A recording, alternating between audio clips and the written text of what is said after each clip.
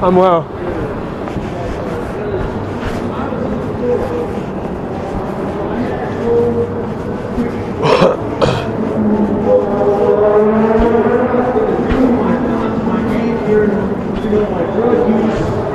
How many people I was going to sleep with that day? I had no control over that. I didn't give it a second thought. Right here? Should we do it here? Yeah, we can do it. Right here? Should we go to the other place? I can set up over there. It don't matter where. How you doing, bro? I'm not going to touch you. Okay. Just because of Corona, no offense. I hope generally I would shake your hand, but they told me don't touch anybody. Is that what they said? That's what the news said. Yeah. It said don't touch people. Also, I don't know if I have it. I don't want to give it to you. Yeah, that's true. So, where's this Catholic guy? What's that?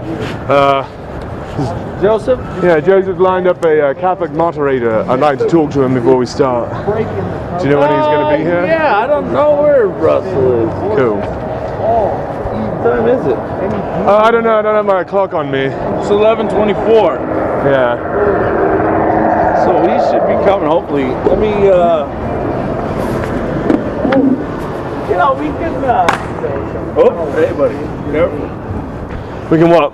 We could even, I mean, you know, we could get started. Yeah, we can. Without him, but, you know, one thing that I think is going to be the key point, brother, because I've seen your videos, and Which video did you watch? I know you what like was it to called? overtalk Which people, video did you watch? like you're doing now. Which video? A lot of several of them. What was it called? In fact, too much. Well, I don't pay attention to that. Oh, so you watched but you didn't pay attention. Continue I with your paid statement. attention. So you've watched my videos, So, again, and you think the key point problem is is- going to be, the point is, yeah, Mitch, is that you're an overtalker, and we all know that. over talking. So What's the let's problem be with over talking? respectful What do you towards mean? one another. Are you saying And that let's over talking have a is not debate. respectful? Let's have a conversation. Did you hear what I just said? Go ahead. Did you hear me? What'd you say? Did you hear me? No, because you're over talking me. And I started. Go ahead. When you overtalk me, I can hear you. Can you hear me when I overtalk you? Well, because I have the mic now. Can you hear me when I overtalk you? So let's do this. When we have this little discussion, You're not the moderator. will You're not have- the moderator. The moderator will tell us these things, yes? He will set the rules, correct? What's your name? I'm Steve. Steve, you're an idiot. Do you agree? no. Cool. Let's prove you're not an idiot, shall we? That will be our debate, Steve. Let's do it. Who shall moderate our debate, Steve? Well, we can have Russell. Let's get him then. Call him up. Yeah. And then we'll debate. And then you'll tell Russell, it hurts my feelings when Mitch overtalks me. And then he will enforce the rule that you made up for our debate. Sound good? Steve, you said? I did. Okay. You smoke weed, Steve? I do not. Do you? Not today, I don't. This looks ridiculous. This is like live action role playing. He's like pretending he's got magic in his hands, but he has no magic. He looks like a fool in the streets. Do you like looking like a fool in the streets? Well, I don't know, buddy. What don't you know? I You don't know if you like looking like a fool in the street. The question was, do you like looking like a fool? What defines looking like a fool in the streets? This is a fool in the streets. Using Okay, but some imaginary people magic. would say that. Some people would you? I would. Cool. So you calling me a fool? No. Yeah, you did. I'm just saying it looks like it, right? It It's looks the like. perception. Yeah. That's right. Right? And a Aren't we lot of talking people about get perception? caught up on the perception. Aren't we talking don't about they? perception? I mean, we are now. We are. So some people get caught up on the perception. People like you, and they don't listen to the words. They listen merely to the tone. I invite you to listen to my words today, Steve, if you dare. Oh, absolutely. Yeah, right.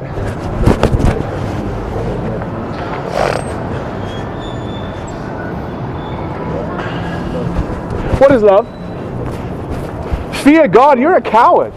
No. Your life is dictated by fear. No. That makes you a coward. It's not. What is that word on your shirt? Fear God. Cool. So you're a coward. The fear of God is the beginning of understanding. That's a lie.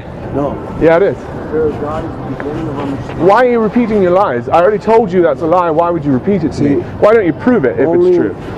Is your moderator here? No, he's on his way. I told Yeah, him right. 11:40.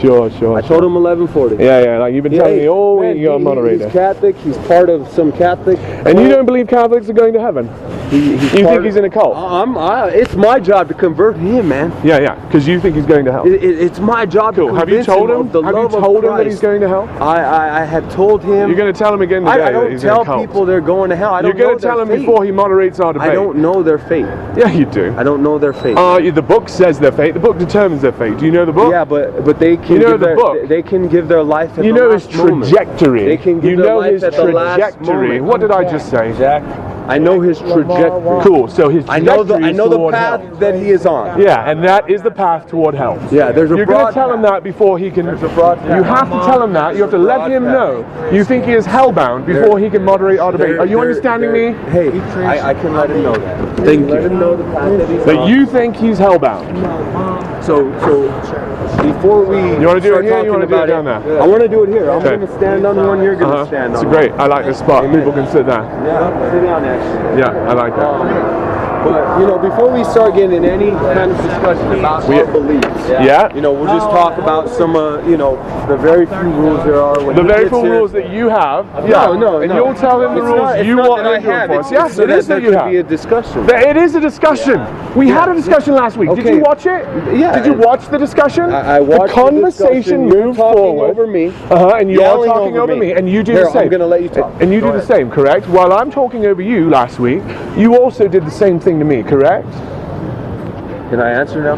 Yeah, because I asked the question, correct? You behaved the same way I behaved last week. And that- by yelling and getting in my face and advancing, correct? Correct. Okay, there you go. And So so I that- think that's totally fair. You think it's not. No. So we both were talking over each other. Right, which is a street debate. Let me talk real I quick. am letting you talk. I let you talk. Now let me talk. I am letting you talk. I'm not stopping Okay. you from talking. Your mouth You're can talking move. over me. Correct, but that's not letting you talk. That is talking as well. Do you understand what I just said? Yes. I doubt it. So go ahead and talk. Okay. So the only rules are. You tell the moderator the rules, and then he'll tell me the rules. Do you understand? You want rules. You ask the moderator for them, then he enforces them. Do you understand how rules Okay. work? No. Cool, here's my he's rules, no rules. enforcing debate rules. Yeah. He was on the debate team. Sure. He actually studied. That debate team actually studied how to officially debate. Officially debate. Is this going to be a debate, or is it going It's to gonna just be a be street you yelling debate. over me? It's going to be both. You're going to be yelling over me, and I'm I'm not going to yell over you. You did You're last not going to week. yell You did over last me. week. Okay, exactly. Right. We both did. Yeah. I agree. That's correct. This week we're not going to do that. Disagree. I disagree. We're going to have with a that. discussion. I disagree. We had a discussion last week. You keep saying we didn't have a discussion last week, and already proved we did. All right. So Do you this agree? man says that a discussion This man. is something where people yell over each other. A discussion That's is not a anything discussion. where conversation happens, That's where not- communication no, happens, no. where thoughts go back and Okay, forth. so and if you watch we what we have did called last this week, a you'll see debate. it. We have called this a debate. Yeah, street debate with no Okay, rules. So no, there are rules. Well, you There are said no rules. rules. I got I you said written very it down. few rules. You said no I rules. said very few. Cool. rules. And you also said no Okay, rules. I I can said- take you okay. to the comment All when you right. wrote it down. Do you agree? Well, tell you what. Yeah, there's tell me very what. few rules that Cool, I've and- stated from the beginning. Cool, and why don't you tell those Very rules few to the rules. moderator, and the moderator will enforce those rules. I do not agree to your rules. Do you understand? Okay, well, hey, here's the thing. Yeah, what's here's the thing, the man? biggest thing. Tell me the if biggest you're going to thing. be yelling over me, the Yeah? discussion will be over. We'll Because preach you're a the coward, gospel. because you fear God. No. Yeah, No. this is a debate, I'm and saying, debate hey, can be at full no, volume. hey. How come I'm so jittery? You're jittery. What does Well, it matter to you? Can I not be jittery? Hey, I thought you want to convince I'm better than me. you. Okay. No, I thought don't want to wanted convince you. You're no, hard you of your said you heart. want to save me. I would love to save you, but Okay, you I can't be want to saved give because you a don't chance want to to be save me. saved. My heart is soft. anyway. Is your No. heart soft? Yeah, Or is my your heart heart is soft. hard? My heart is Is your pumping heart blood. hard? Can a heart pump blood Is your if it's heart hard? Can a heart Is your heart pump hard? blood if it's Is your hard? heart hardened? Can your You heart... called my heart hard. I don't know if my heart is hard. Can a heart pump blood if it's hard? Sure it can. Well, then how can we tell if a Sure it heart can. is hard? I don't know what metaphor you're using. Okay, because so- there is no such thing as a hard heart. It's metaphorical. Okay, so why don't we're we trying to make have a plain what you discussion. mean by that? We're trying to have a discussion. And we can have a discussion at full volume, and we can talk over each other and have a discussion. No, we're not. Yes, we talking can. over each other. Yes, That's we can. not part of the debate, man. Yeah, it is part of the It's not. debate. Debates we No, can talk hey, over each other. When people start getting out of control, talking over each other. Out of control? What do the you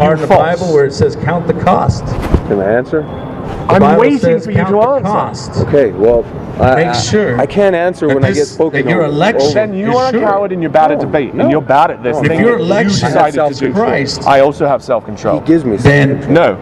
That's first him of all, control. the That's Bible, him Jesus controlling you. Christ himself He said, controls you. He I does. have John self-control. 14, he Yeah, said, so you don't have if you self-control. love me, Admit, gives me say it. you'll obey No. my He controls commandments. you. He doesn't give you self-control. I have Then self-control. later in the New Because Testament, only Paul says I that control his myself. commandments You are will not controlled be by a grievous mythological to you, evil to those God. who are You are truly in controlled. Christ. You have no self-control. Do you understand my argument? We have free will. And so that's No, we why don't I have say free will. count the cost. We have free will. He No, we created do us. not Because as have I free will. spoke We do. No. a little bit we do ago, not. You don't have the free About will Revelation to not believe in 3:16. Jesus. Not free.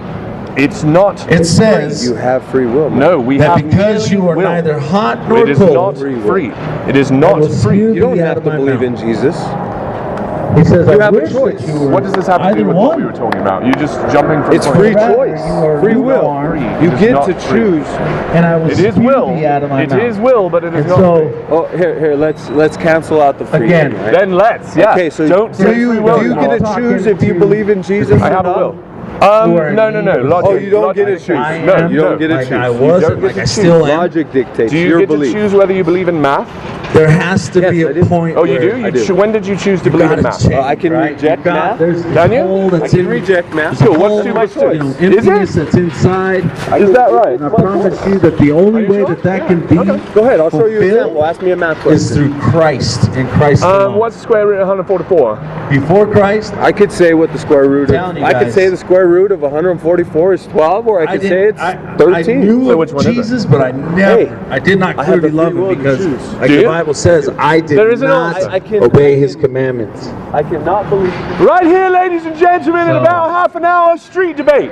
Watch me destroy the childish ignorance of these here live-action role-playing fools. They come out here with fear and foolishness, and I have come to debate him. Please, even in this time of Corona, please do come and witness these people putting everything on the line. One says, fear of the Lord is the beginning of all wisdom. That's a lie. That's not a lie. It is a lie. Because my truth is the Bible. Yeah, your truth is the Bible, but the Bible's not true. I appreciate it. I'm not gonna, I appreciate it, but For I'm you, not- if your voice gets dry. I appreciate it, but we shouldn't touch. It's so Corona, we shouldn't touch things. No, I appreciate that, though. That is kind. Who told you to be kind?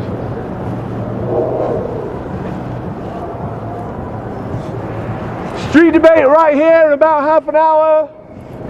A debate the likes of which Denver has not seen in over a century. Watch as two titans of intelligence and spirituality. Hey guys, Jesus Christ has sent us out here to, Street debate have right a here. discussion. Street a debate. discussion with an atheist. I'm not an atheist. Don't represent me as an atheist, please. What is it? Pastafarian? Pastafarian. Pastafarian. So we're going to be going over faith in Jesus Christ and the faith in, what was it you were saying? Debate. Faith in a flying spaghetti monster. In truth, I worship truth. In truth. In truth. He Truth. worships in truth. Truth versus Jesus is what we're going to do. So, is Jesus Christ the truth, or is the flying spaghetti monster the truth? That is no. the debate we will be having. That's not the debate we'll be having. That is the discussion we will be having. No, we're not. I'm not going to prove the flying spaghetti monster at all. I'm not going to attempt that at all today. I'm merely going to disprove the Bible. Okay, so he says he will not be trying to prove that the spaghetti monster is truth, I guess. So That's correct. I say Jesus Christ is the truth. That is what you say, and that's not Jesus true. said Jesus Christ is the truth. Right, but he lied when he said that. Muhammad said he was the flying truth. spaghetti monster is the truth. No, I don't say that. I say flying spaghetti monster is the creator, and I worship truth. You keep putting words in my mouth as if you haven't heard the me. creator. Yeah. That is his truth. Thank you very much. Debate right here in about half an hour. And get in this discussion. Street debate Maybe right you here. can join this call. About half an hour, I'm going to help these children walk Or out you can give your of their life mythology. to the truth. I'm going to help them grow up and live in Truth of reality. Jesus Christ. Jesus Because Christ Jesus is is- coming soon, folks. What do you And mean so by he soon? has sent us out here to contend for the faith. It is only by him Contend is fighting that we word. are sent. Jesus said that hearing comes by the word of God, faith comes by hearing of the word of God. He said, how can they hear if there is no preacher? And how can that preacher go out if he is not sent? So that is what he has done. He has sent us out. No, just, he keeps cutting out. Do you know why that is? He has sent us out It's sometimes if I get too far from Is it this. distance? Is it? Yeah. Okay. Yeah, so we'll put it in the middle of us. Does it record as well? Is this SDS? No. Okay, cool. No recording. How much was this? Like over 100? 250. I got you. That's cool. Anyway, guys, there's going to be a discussion between an atheist and a follower Please of stop Jesus. representing me as an atheist. I'm not an Okay, atheist. sorry. You believe in. All right. There's going to be a discussion here in about 30 minutes at noon between a disciple of Jesus Christ. Hello. Mitch? I'm Mitch. Hello. Russell. I'm not going to shake your hand because of. Oh yeah, that's the moderator. Yeah. Hello, Russell. How have you been? Someone who believes in a flying spaghetti monster, Thank you very much. and someone who believes in Jesus. All right. So we're going to be And having so a debate, and you're going to be the moderator, right? And so today is to draw we're going to people make up the Jesus. rules as we go. It is and not your to job be is an to argument. not it decide is who's a right. We're not contention trying for to the convince faith. you. Jesus We said are merely this. trying to follow He the said rules. that Okay? you I must think you'll do contend fine. for the faith. I think you're closer to him than me in my belief, but I think that you understand that he and it was the thinks you're going to hell. He parable thinks of you're the in 10 hell. servants. Right? And So Jesus you're said definitely this not in on that his side, parable. right? I'm going to paraphrase it, but he street said preacher this. group, but He said there was know a these noble guys, and man I don't know. that And you know that they think you're in a cult. that had to go to another kingdom he's talking and about receive the his Catholic crown and Do you think you can be become Christian king. and Catholic? Do you think that's But possible? before he left, he was going to give his servants. Is it Christian? Do you think that Mormons are Christian? I don't have enough 10 pieces contact of with the silver, Mormon religion and he to have a wanted complete them to understanding. How do we invest determine in if it someone and is a wait Christian? for his return. I think the And so, criteria would have to be the about first couple Jesus. servants, Seems like they you had to be the invested that Apostles' Creed. silver, and then one of them made What's that? tenfold, and the other made fivefold.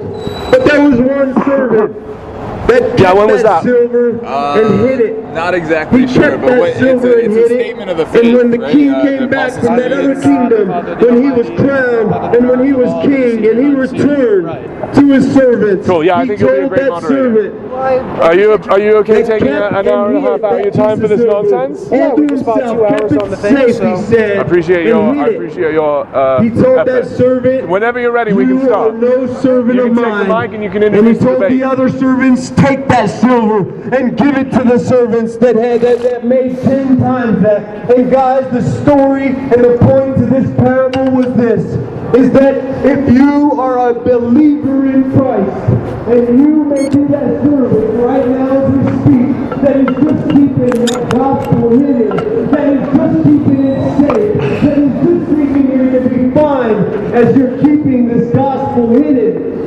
Jesus Christ will come to you and strip you of that good news. He'll strip you of that. So you are called to be the servants that invest in his kingdom, that go out and give the gospel, that go out and spread the good news. He said, what good is it? What type of servant is it that keeps the truth hidden to themselves and their immediate family only? Jesus did that, didn't he, in Mark? They are a worthless servant. Yeah, Jesus kept it to himself, They didn't he? are a worthless servant. That's what he said. And they will be held accountable. Just as the ungodly, just as the sinners, they will be held accountable. So I come here today to encourage you, not to condemn you, but to encourage all people. Jesus Christ is coming soon, folks, and if you haven't been that good servant, it's not too late.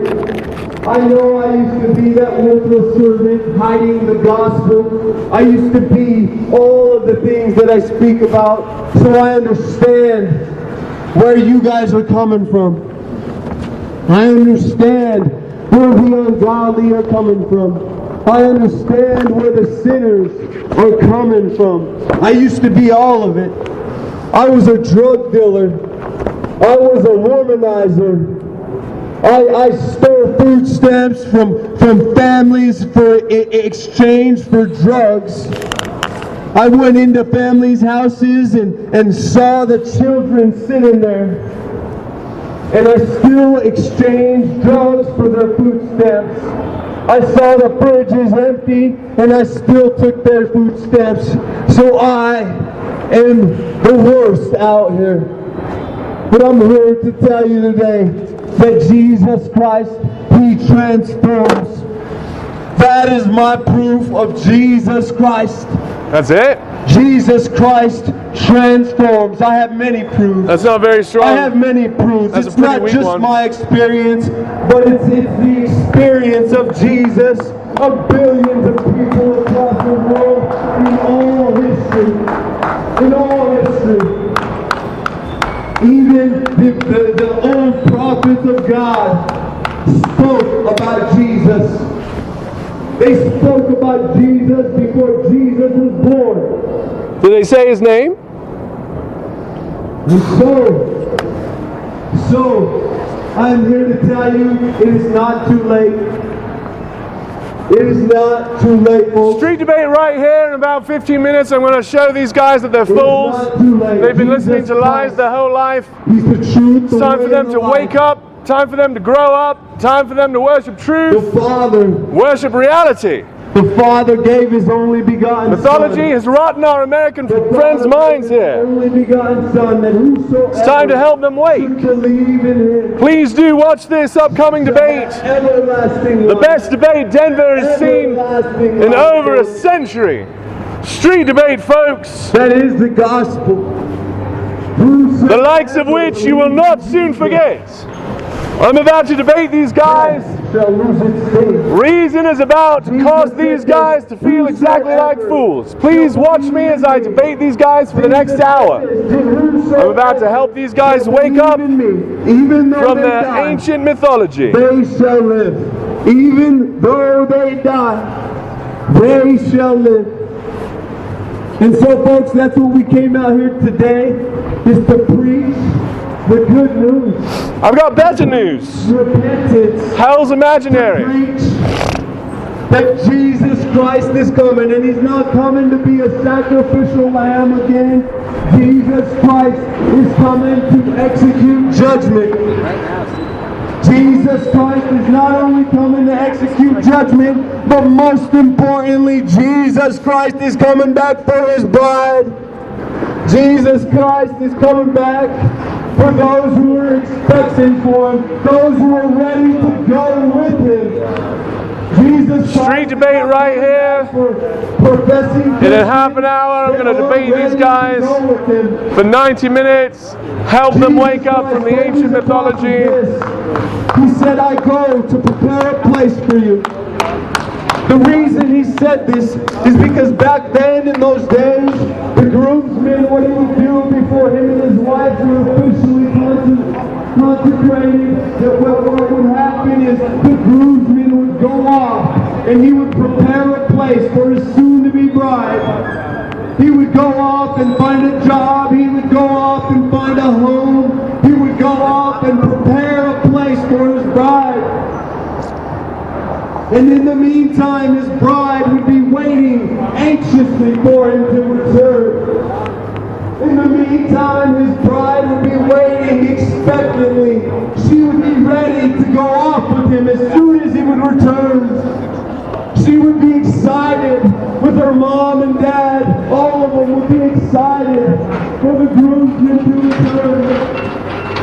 And so there is a bride that Jesus Christ is coming back for. He's not going to come back for a bride that cries out to him, Lord, we want to live some more. Just give us a little bit more time here. He's not going to come back for a bride that says, I had a 2-year-old baby, I need more time. He's not going to come back for a bride that's saying, I just got my promotion, I need a little bit more time, Lord. He's going to come back for a bride that is excited to go with him. He's going to come back for a bride that is not spotted with fornication. He's going to come back for a bride that loves him and is excited beyond belief to go with him. So I'm here to ask you today, you might be Christian, you might say you believe in Jesus, but are you excited to go back with Jesus? I'm going to debate this guy for about an hour, starting in 15 minutes. I'm going to make him look like a fool right in front of all his loved ones. Please do join us. Are you excited? Street debate, Pastafarian versus this lost Christian. Watch for the next 90 minutes as I dismantle this guy's arguments with logic and patience. Street debate, the likes of which you've not seen in Denver for over a century. Watch me dismantle the childish arguments of our friend here with patience and reason and logic. Street debate. We love you, Jesus! We will be having that discussion soon. Street debate right here. Please do join us. Watch as I dismantle the childish arguments of our friend right here with patience and logic. For the next 90 minutes, witness the likes of which you've not seen Denver in over a century. Watch two titans of spirituality. Lord Jesus Christ, bless me. I was on my deathbed as an infant, dead. Lord Jesus Christ brought me back. I give all glory to God. And I need money for that. But glory still go to God. I was on my deathbed, deceased. I went flatline as an infant. Told me God ain't real, and I'm still here. Why am I still walking the street when I went flatline as an infant? God real. I was baptized as a Christian. I'm non-religious, but I love Jesus Christ. That's my Savior. He brought me back. Tell me God ain't real? Yeah, right. You're playing games. And I'm out here to tell you the truth. It's real talk. God is real. You know what I'm saying? I got 7 kids out here. And all my babies is successful. All my babies is graduates from high school. Thank Lord Jesus Christ. Thank you, Lord. Thank the teachers. I give glory to God for that. Thank their teachers as well. Tell me God ain't real. You know what I'm saying? I grew up in the Park Hill area. You know what I'm saying? Gunshots, bullets flying through the window. Not one of them hit. You know what that was? The Holy Spirit. Period. That's all that was. And believe that. You know what I'm saying? You know what I'm saying? Bricks getting thrown through windows. Me and my little brother sleeping on beds. Big hit, not one of us. Who was that? That was Jesus Christ. Period. Jesus Christ threw rocks through your window? That was weird. That's why I'm still here. Street debate right here. Lost my mama to pancreas cancer. Next 2 hours. Street debate. She went home, let her rest. You know what I'm saying? Hey Joseph, why are the comments disabled on your YouTube? You know what I'm saying? Why do you have your comments disabled on your always YouTube? have been. I don't know. I never knew that. I thought I saw people commenting on there You know before. what I'm saying? Yeah, I checked a couple of your But I'm done on this microphone. recent things and comments have been I've been a disabled busted on rap That's about weird. Lord Yeah, I Jesus never Christ. adjusted that setting. The first one, the one we talked to, the one we talked Lord, about a lot. I love you so much. Yeah, I'm out here. How They much was take that GoPro to get it stuff. used? Yeah, Lord Jesus Christ. Yeah, no, I love bought it you, brand though. new. Yeah, It was and I'm 300. back. I think they're like Freestyling on the 200 mic. now. Let gotta niggas get know that myself one of Jesus these. Christ Very who I common. Do you know like. Lonnie Yeah, Mathern? Do you know always Lonnie love Mathern? He preaches to my online. heart. Lonnie And I Mathern. don't care. He's in And NOLA love Gospel all my Tracts. kids and No, I no. told He's you in Orleans. once. He uses a lot of what it GoPros. He's a really good is. preacher. Yeah, no. I'm out. Check him out on YouTube, Check Lonnie out Mathern. Lonnie It's NOLA Gospel Tracts. NOLA like New Orleans, Louisiana. Yeah. NOLA Gospel Tracks is his channel. Hold on to them in the back. How long a battery you got? 2 hours each one. Cool. So we should be good good. stuff. Yeah, we should be good. I got 17 minutes over here, but I've got lots of time right here. We're gonna go over the road to meet.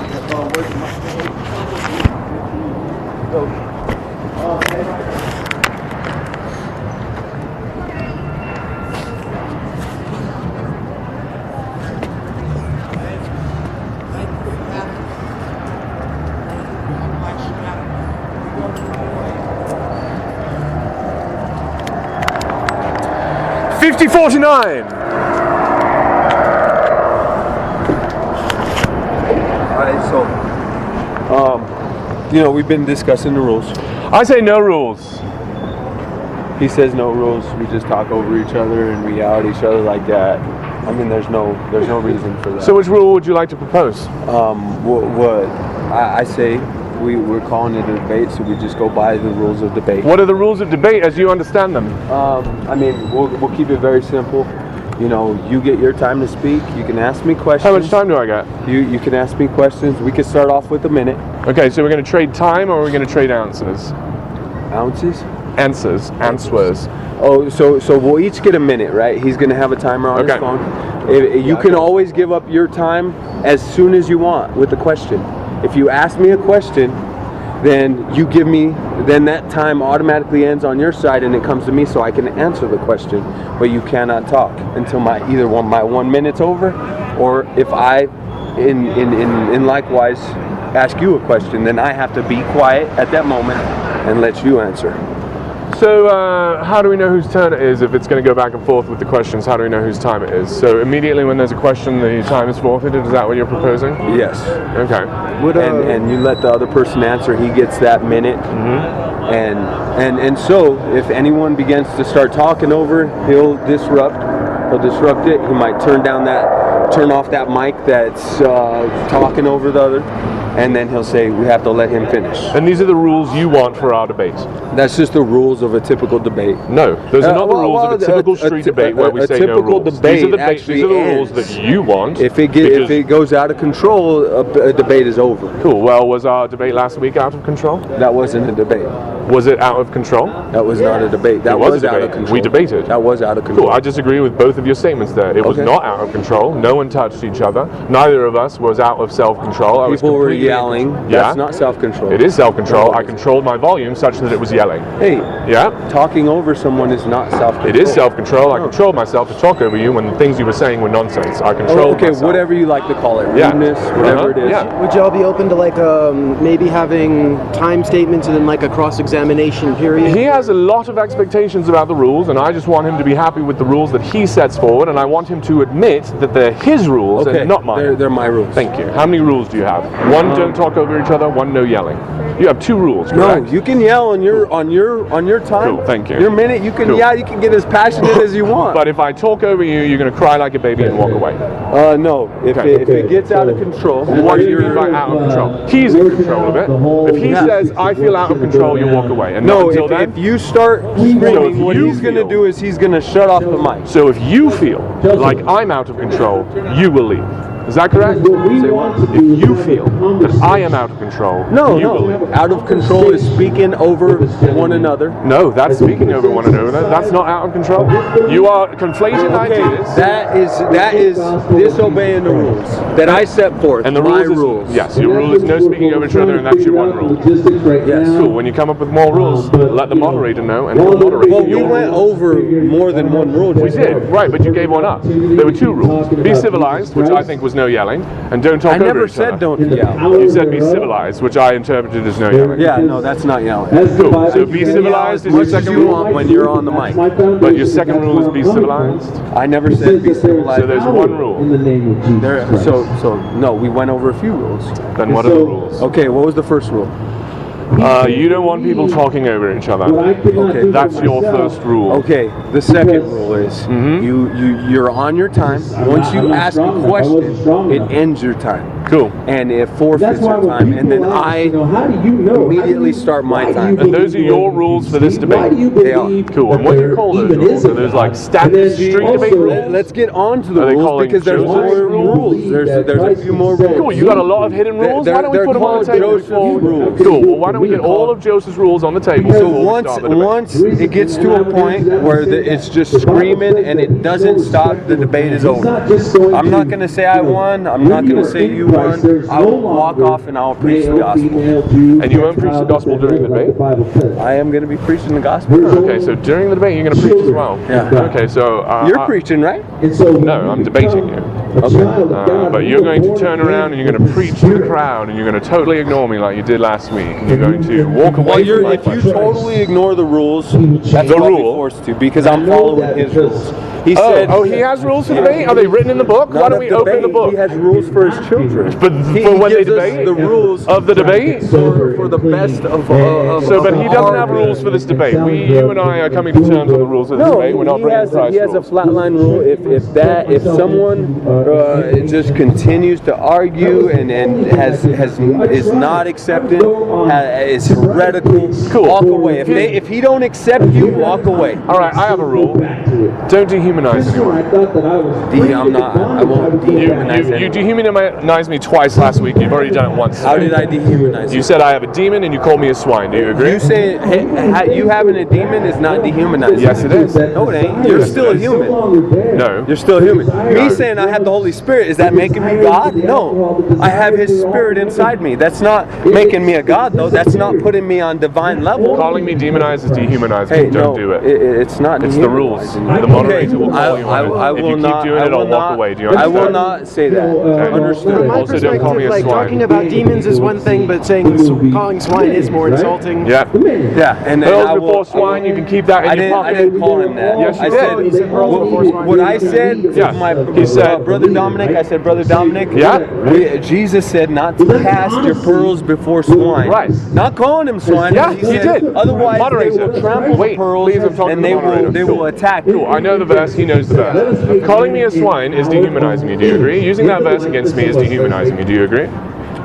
Say no pearls before swine is dehumanizing the target I of will that not call which you was me. swine. I will not call you swine. I will not say that you have a demon inside Thank you you. during the. We will not dehumanize each other. But when I am rebuking the I think it's demons, reasonable as well. you said you want me to rebuke the demons If there is after. such a thing, I if will there be is such a rebuking thing. the demon inside you. We will set that all up, and then when you fail at rebuking the demons, will that prove that your God has no power? When you fail at that, will that prove that you are wrong? We shall see. When we you shall see. fail, will that be proof shall enough? see. I don't want you to try it shall unless see. it is a fail condition. Unless we go over the fail condition, I don't want you to even try it. Do you understand? Hey, it's under your condition, man. Yeah, it It's is. under your I'm condition. ready. Just to be clear, Yeah. so we're not gonna interrupt each other, right? Yep. No insults, like so you can't be calling people swine. No dehumanizing. We're not going to interrupt each other. And Questions change control. Yep. and maybe just for the sake, because we are in a public space, we should maybe like not try and keep like the yelling to a minimum. I mean, I'm not gonna be like No, super he can be strict, as but- passionate as he wants on the mic. Okay. He can be as passionate. You know, he's not going to be calling me names because that's part of the rules too. And so, you I'm know, going to call you names. I'm not going to call you animals. I'm going to call you a fool. Do you accept names like this? No, I don't know. That kind of seems like would you want me to call you? If you think I'm fooled, do you agree that Jesus calls you a fool? I won't call you a fool. Are you a fool for Jesus? Can I have you call yourself a fool? So what time is it? It is almost that It's time. time to go. Yeah, it's ready. Yeah, just after this. I will do my best. Good luck to you both. I appreciate it. I appreciate your time. Yeah, I thank you. In Revelation, it says that. Me too. Me too. I've been looking forward to this for a week. In Revelation, it says that, you know, when we get up there will be no more tears, no more pain. There will be no more suffering. Check. The other your right, no interrupting. What's your name, friend? My name's Josh. Some of these. That's right. You Catholic? Buddhist. Buddhist. I just want to show you a couple things. So here, hey bro, can you give him your mic that you're using? You don't want a mic? I do want a mic. Pardon me. Thank you. Yeah. Go ahead and talk in it. Check. You go up. Check 1. 1, 2. Check 2. I'm on this speaker. 1, 2, 3. They're probably too close. The speaker? Yeah. Speaker here and there. Check 1. Check 1. So one of these goes to one and Check 2. Check 2. Scary. That was a bit. Check. Check 2. 1, 2. 1, 2. You're 1, 2. So Check. Do we have to stay apart? Do we have to keep these separated? Do we have to keep these separated? Is that the? probably because of the beat. Is that what we're learning here? Sounds like it. Check. ladies and gentlemen. Hey man. Yep. If you come over here, I think we'll both be connected. Check. You want me here? This sounds good. You have Check. Yeah. 1, 2, oh. 3 on. He can speak out of one. 1, 2. Check. Tech. He's on that one. Check. 1, 2. Street debate right here, Christian versus Pastafarian, next 90 minutes, do not miss it. Check out the debate of the century. Nice. Alright guys. Check. We're just gonna turn it off. Just one at a time? Yeah, that's Check. interference. I was Too trying much? to make it so that he has that one and we have this one, but it's not working. I understand. So Do they both go through this one then? you'll just have to be loud with your voice, bro. That's okay. I don't need a microphone, I don't think. Check. Sorry. I will speak from the diaphragm. Nice. Street debate, Pastafarian versus Christian. Come see the street debate, ladies and gentlemen, moderated by our good friend here. What's your name again? Turn that one off. It might be the mic. Cool. Try that. It's not off, my apologies. Check. 1, 2. Better? You like that? Alright, let me try mine. Check. Very good. Tech. Tame your tech. Very difficult. Street debate right here, ladies and gentlemen. Please do step right up. Pastafarian versus Christian. Next 90 minutes. Two titans of spirituality, ladies and gentlemen, going over reasons to believe. Ladies and gentlemen, step right up. My name is Schizophrenic Mitch. I'm a real Pastafarian preacher from the cult of Flying Spaghetti Monster. I've been challenged to this street debate. Our good friend Joseph here, who is a Christian. He believes in the Bible, and we're going to debate the truthfulness of that and the worthiness of his efforts to worship the God of the Bible. Do step right up. Street debate starting now. Would you like to introduce us, or do you want to stay off, or you want to be part of it and be like, this is my debate? You want to borrow my mic and say some stuff? I'd be happy to introduce myself. Otherwise, we can start it I'll up. let Yeah. you do the starting. Cool. What camera should I pick? Well, they've got. Looks like he's cameraing. I've got a camera there. But the audience is literally the people walking by. So Indeed. the primary audience is the passers-by. Cool. So I'm Russell Franklin, practicing Catholic. I'll be moderating. Trying to keep everything just civil and respectful so that we can have a productive conversation. I look forward to this. Who is it? Sony? Right? Yeah. It's really good. That actually works really It's good. super duper. Like everybody you talk to, like no matter if they're like this far, they can actually you can hear. Yeah, this is my very favorite purchase. Yeah. The next is that tripod. Yeah, I love it. The microphone. So who would like to begin, and how much time would you like? Or should I just yield the floor? Yeah, whatever you feel comfortable with. Yeah. Thank you very much, Russell, our moderator. Please, a hand for Russell. What'd you pay for parking today, Russell? Say again? Did you pay to park here? I did. How much did you pay? I don't remember. About 2 hours. About $6. Sounds about right. So our poor friend here is $6 out of pocket. If you would like to compensate him for his time, that would be most appreciated. We're all doing this out of the kindness of our hearts, but we do live in a capitalist society. Your money is your vote. Your money is your love. Send some love here to Russell. Russell, right? Yes. Thank you very much. All right, Joseph, what shall we debate about?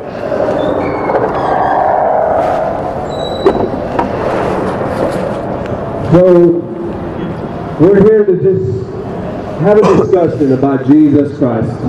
So, it is my honor here today to be able to have a discussion with this man, Mitch. So I'm going to give him the mic. I'm going to let him begin. He's going to get some time. Then I'll get some time. He might ask some questions and I get to answer. I might ask him some questions and he gets to answer. And we're just going to have a civilized discussion about Jesus Christ. So, go ahead, Mitch. All right, I'm going to show today that Joseph doesn't know what he's talking about at all. I'm going to start out with this pretty easy question. As soon as I ask this question, I think I'll be conceding my time.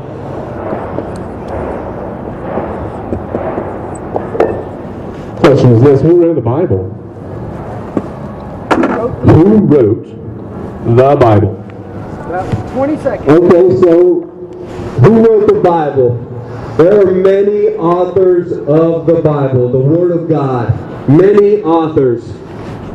Beyond the span of thousands of years, guys. There are many authors. I can go and name all the authors, but it doesn't matter what their names are. Because every single word of the Word of God is God-breathed. It is inspired by the God that we serve, the Creator of all things. And that who is the true author of the Bible. No, I said wrote. I do want you to go over the names of all the people who wrote the Bible. Okay, who wrote the Bible? Yes, who are these I people? did say who the true author is, but who wrote it? And that was, we can start at the beginning in Genesis, Exodus, Numbers, Yep, who wrote those? Deuteronomy. It was Moses who wrote them 4 books. We can go on and we can, actually he wrote Leviticus too. That's a good enough answer. Can Okay. we continue? When did he write it? When was the book of Genesis written? When was the book of Genesis written, guys? So it is believed that the book of Genesis was written about approximately 3,000 years ago. Our friend here is wrong. It's not approximately 3,000 years ago. He's believing the mythology of the book, the internal mythology. What he's saying is like saying that the Lord of the Rings was written in the third age of Middle Earth. He is believing the narrative and when it claims to have been written. However, in reality, the first 5 books of the Bible, which are called the Pentateuch, right? Am I pronouncing that right? They were actually written during and after the Babylonian captivity. Is that correct? Some sources say that. Some sources say that, like non-faithful sources, like all of the non-believing sources agree that the first 5 books of the Bible were written during and after the Babylonian captivity, correct? Well, no, actually, non-Christian sources even state it to be anywhere around 1400 BC, 1500 BC. It was written, even non-Christian sources. Now, there are some sources that do say it was written a little bit longer. There's some sources that say it was written a little bit sooner. So I mean, there's many different sources. There are many different sources, and the bulk of the sources agree that the first 5 books of the Bible were written during and after the Babylonian captivity, and that's why they have so much in common with the Babylonian mythology.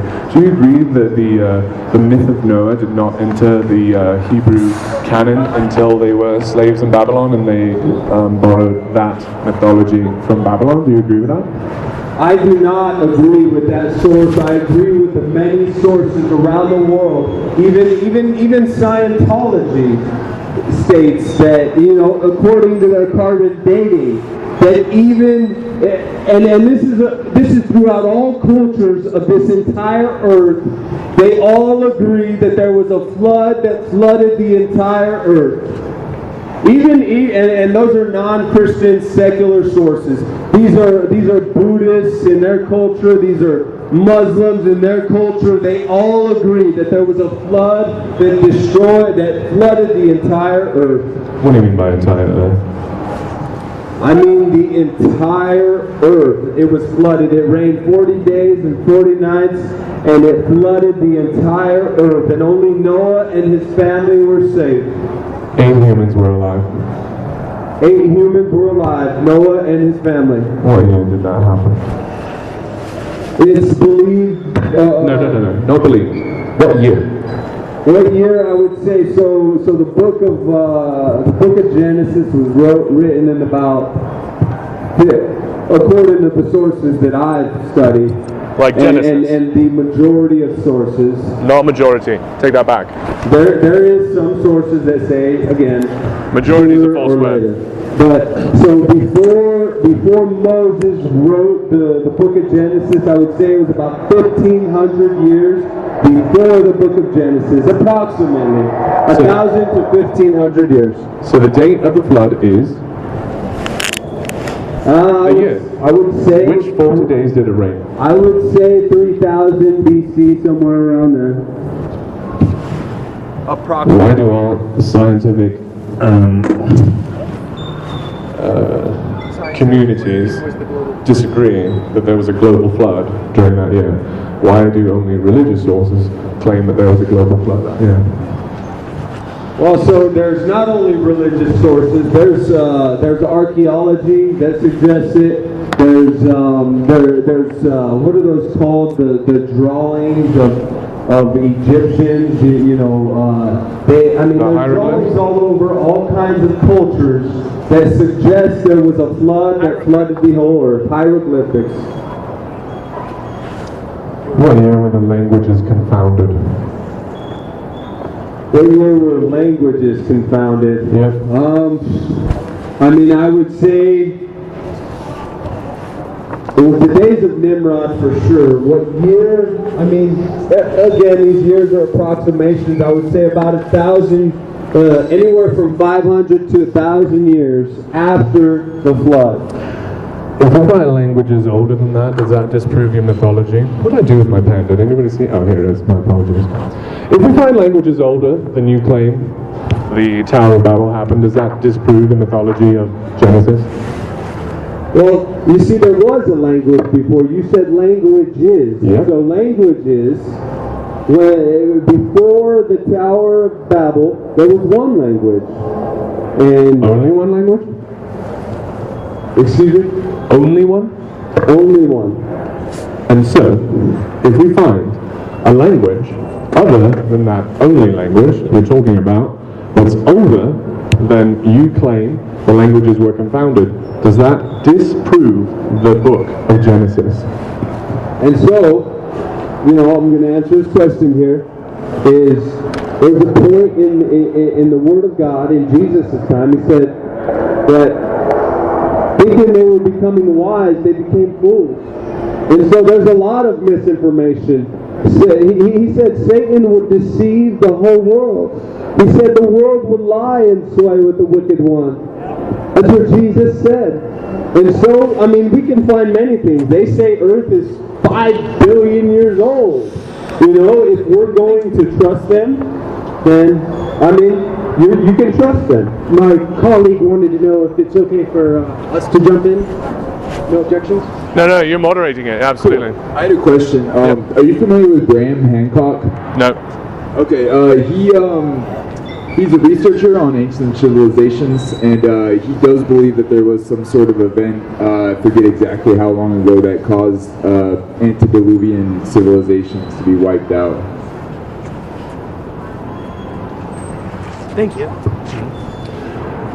If I find languages written on walls in China from 4,000 years ago, which is older than the flood, right?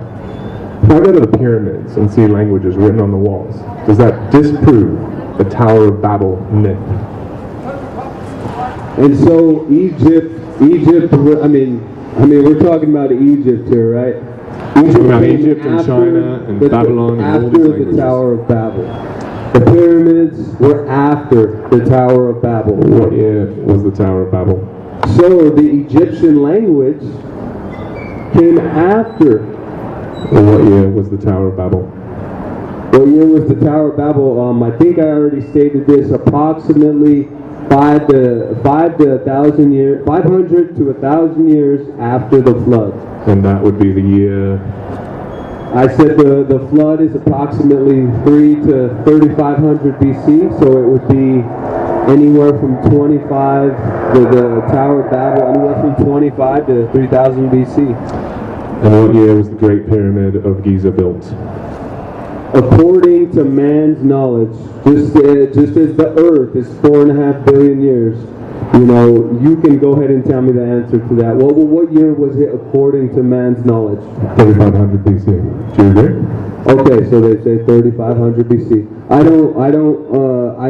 really stand firm on the Word of God, and the way I'm able to calculate my years is by going through. And you can actually, you've been in the book of Genesis, you talk about the book of Genesis, and so you see that there's hundreds of years There's timelines all throughout the book of Genesis, and that's what I stand firm on, are the timelines of the book of Genesis. I do not agree with anything man has conjured up. I do not agree that the earth is 4.5 billion years old. So you're a young earth creationist. Do you believe the earth is flat? I believe in biblical cosmology. Do you believe the Bible says the earth is flat? Do I believe that the Bible describes the earth as flat? I believe that I trust and I stand firm on the Word of God, and in the Bible, the earth is described as a flat, non-moving surface. When Joshua was about to war, when God's people was warring with ungodly men, Joshua made the sun and the moon stand still. He did not make the earth stand still. He made the sun and the moon stand still for 24 hours. You're a flat earther. I'm a man that believes in biblical cosmology. If I could take you to space and you could see the earth as a globe, would that prove the Bible false?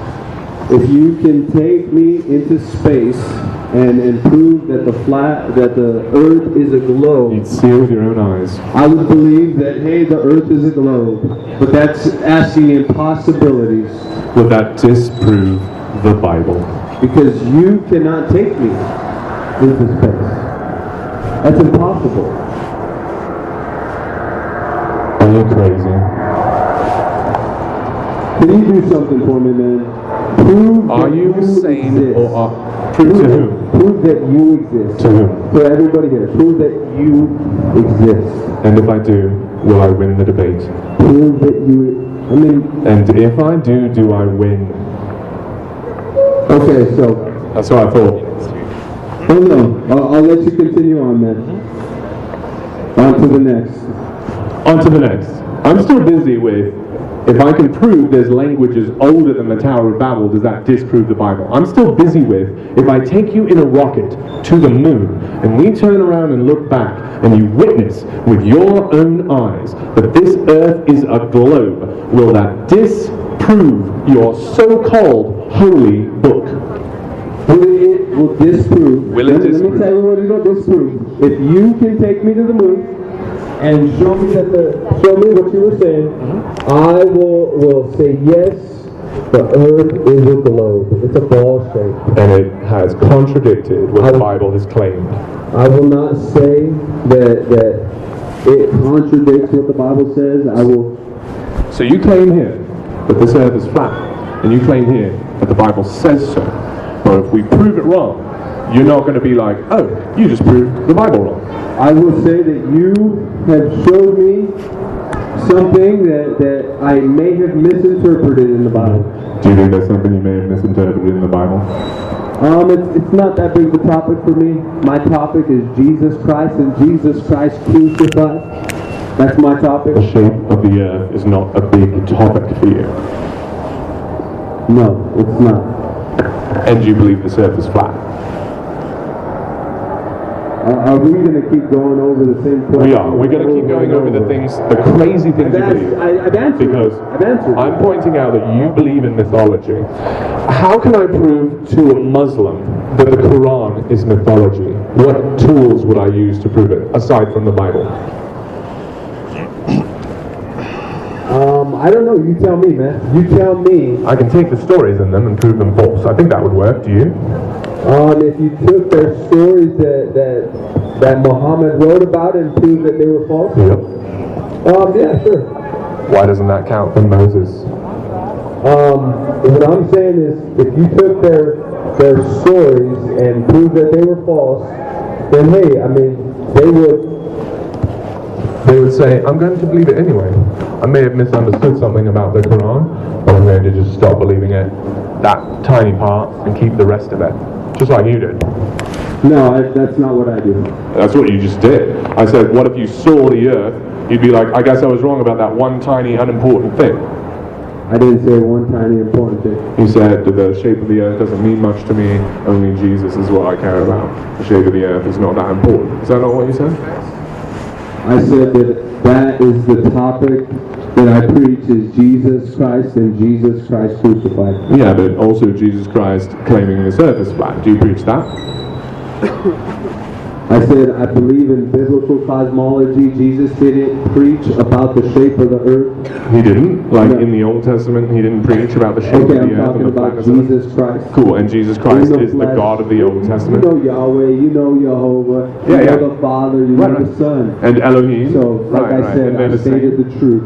Jesus Christ did not preach about the shape of the earth. In the Old and so I Testament, don't he did preach not? about it. The Old Testament preaches about the shape of the earth. Do you agree? Yes. Who wrote the I Old agree. Testament? Yeah, I've said I Who wrote the Old Testament? Moses. Who I've inspired answered the this Old question Testament? many times, man. Yeah, yeah, we're walking down it. Who inspired the Old Testament? Jehovah. So Yahweh, Jesus. the Father, the creator of all things. So Jesus. Jesus is part of the Godhead, so yes, he is the Word of God. Man. So he wrote the Old Testament. And he preached about the shape of the Bible in the I Old said that Testament. earlier, and then you said, what did you say? You said, no, man. I said, who literally wrote it down is what I was asking. All right, Where and when? Men wrote it down. Right, and you're claiming that Jesus inspired the Old Testament, yeah? I'm claiming that God, the entire God. And when you say God, you mean Jesus. Oh. You mean Jehovah. You don't mean flying spaghetti monster. Jesus Christ, Yeshua. Stop talking. Yeshua. So it's all the same. The Godhead inspired every single word. Cool. So Jesus was preaching about the shape of the earth in the Old Testament. Yeah? Okay, yes. Okay. And he preached that the shape of the earth was... He preached that it was non-moving. Okay. He Can we preached show it? that it had four corners. He preached that there was a firmament above. He preached that there was waters above the firmament. He preached that there was an underworld. He preached that, hey, I've explained everything he preached, man. Mm-hmm. And if he took me to one of the corners, that would prove him right, correct? If I took you to one of the corners, I can't take you to one of the corners, man. I know you can. But if you could, would that prove it? There's an ice wall surrounding the entire earth. Joseph. And the United States and the United Nations have made a treaty that nobody can go into Antarctica without the permission of the treaty. Joseph, you believe this? I mean, you can see it. It's tangible evidence. I can see it? Yeah, you can pull up a tangible restriction. Let's go. You and me, Joseph. Right, take me to the one of the corners. Now you're asking, again, impossible things. Let's move on to Jesus, man. Let's move on to Jesus. Yeah, let's move on to Jesus. All right, go. I've been talking about Jesus, about how he lied about the shape of the earth, but continue. Jesus Christ did not lie. Yeah, he did. Jesus Christ did not sin. Jesus Christ was sinless. He was a sinless and perfect sacrifice. That's a claim you just made, correct? You're claiming that he's sinless, right? That's a claim he made, he says. That's a claim he made. So you're just reinforcing his claim here. You're just moving his claims forward, right?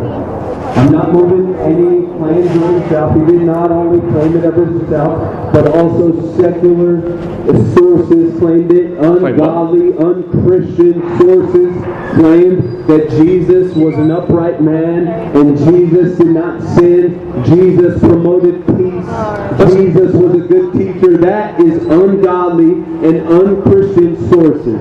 It's not just pro-Christ sources. What is a lie? What is a lie? What is a lie? Yep. What is a lie? Something that is untrue, something that is false. Is obfuscating the truth lying? Of what? Obfuscating the truth. Obfuscating the truth. Obfuscating. Jesus did not obfuscate Did Jesus? the truth. Did he not obfuscate the truth?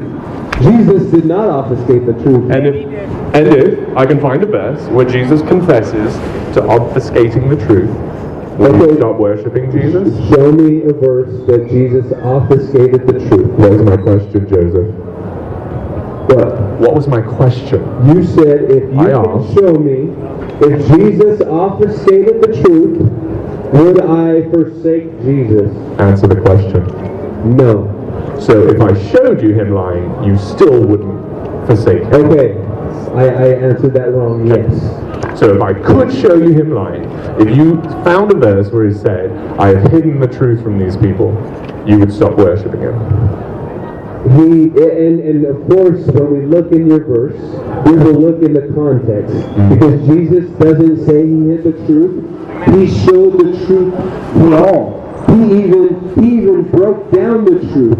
That even the simplest minded could understand the truth. But go ahead, show us your verse. So, no, I'm not going to. It's in your book. It's not my book. It's a book of mythology and lies. I'm not going to quote it.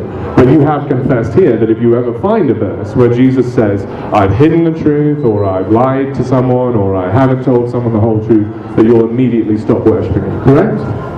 Yes. I said yes. Great. Your turn. What's your question? Okay, so Jesus Christ has never lied. Jesus Christ has never hid the truth. And I can debunk any type of misinterpretation that says he did. Because here's the thing, and this is what Jesus said. He said, you cannot understand the Word of God if you do not trust in Him. You cannot understand the Word of God if you don't have the Holy Spirit indwelling to understand. You only hear, you only see, you only read, but you do not understand. And so my question for this man here today, because he's asked me about the truths that I believe in. Brother Joseph, I believe he has a question though before you ask him. No, yeah, we're beyond it. He's moved on. Keep going. It is. I appreciate it. It is my turn.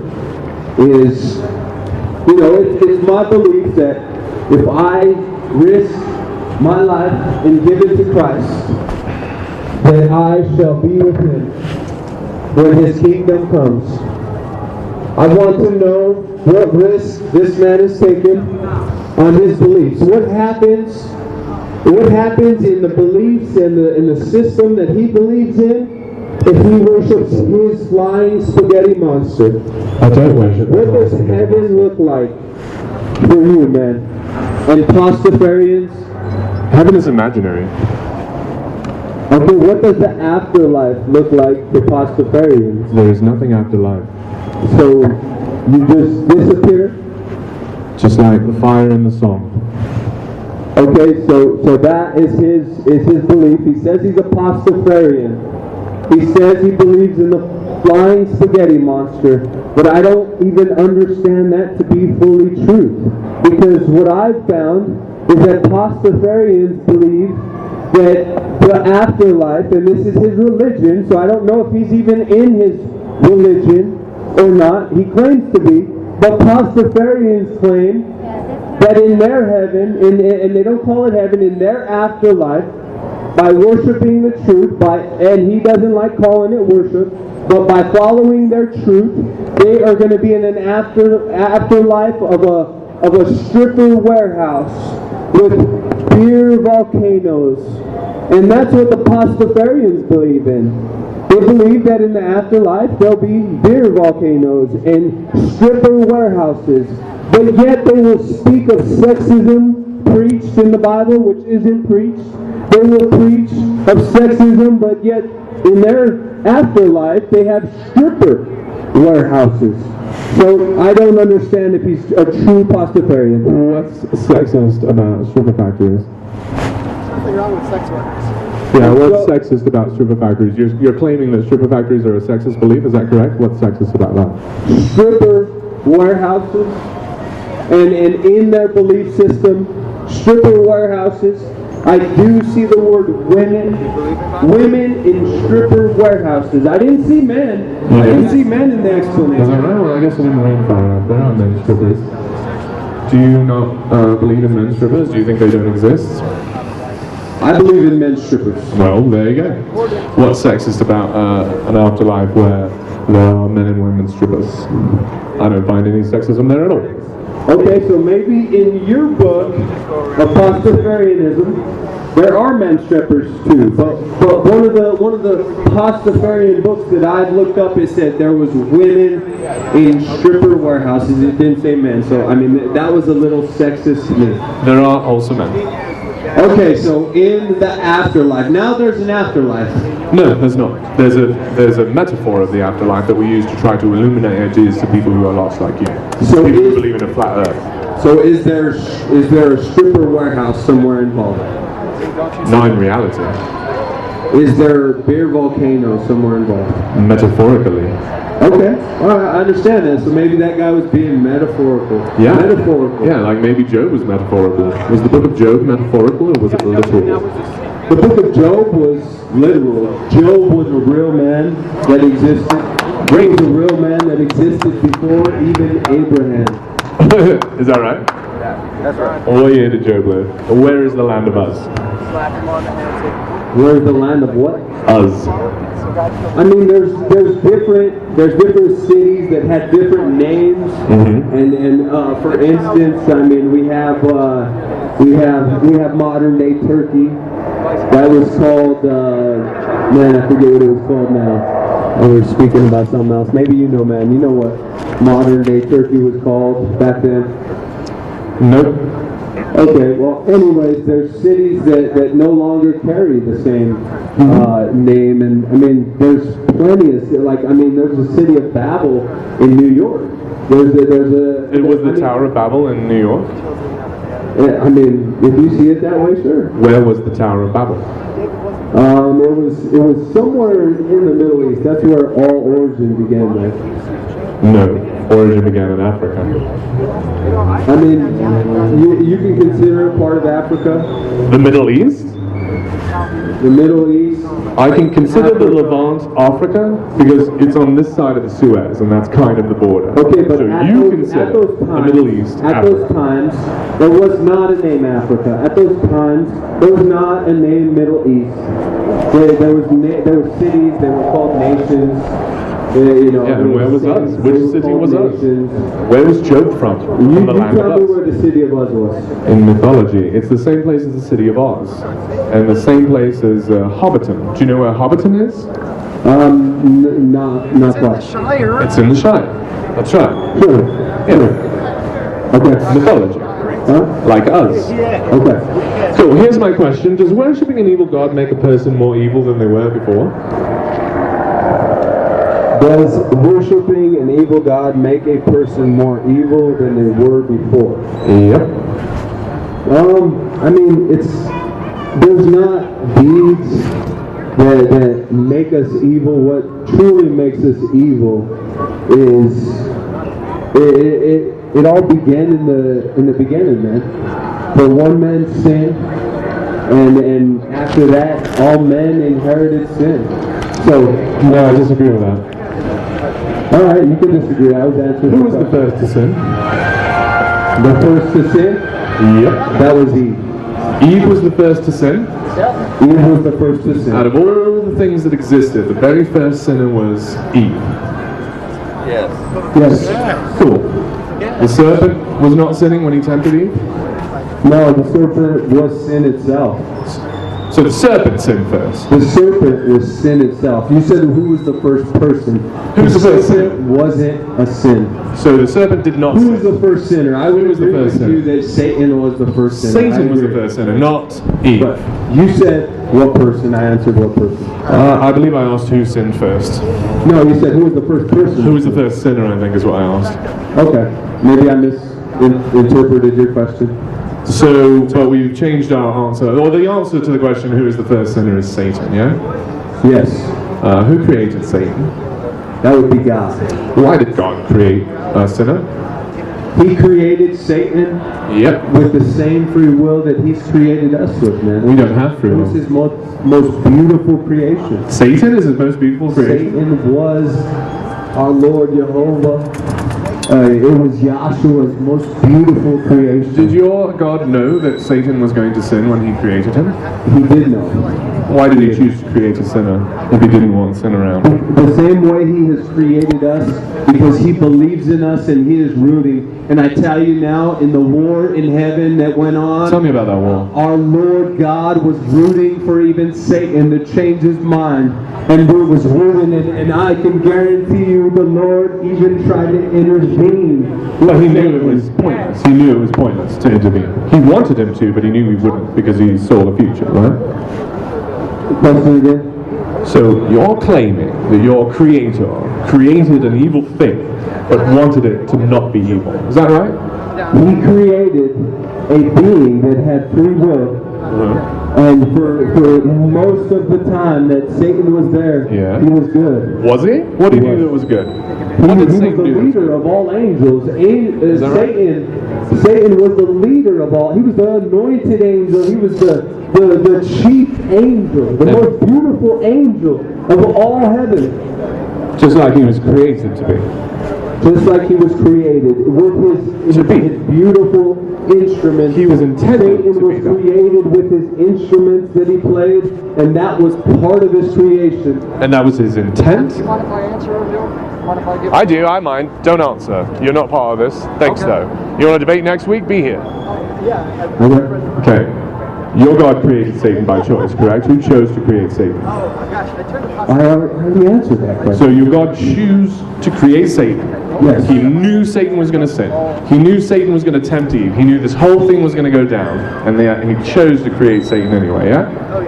He knew that Satan was going to, he knew what was going to happen. Yeah.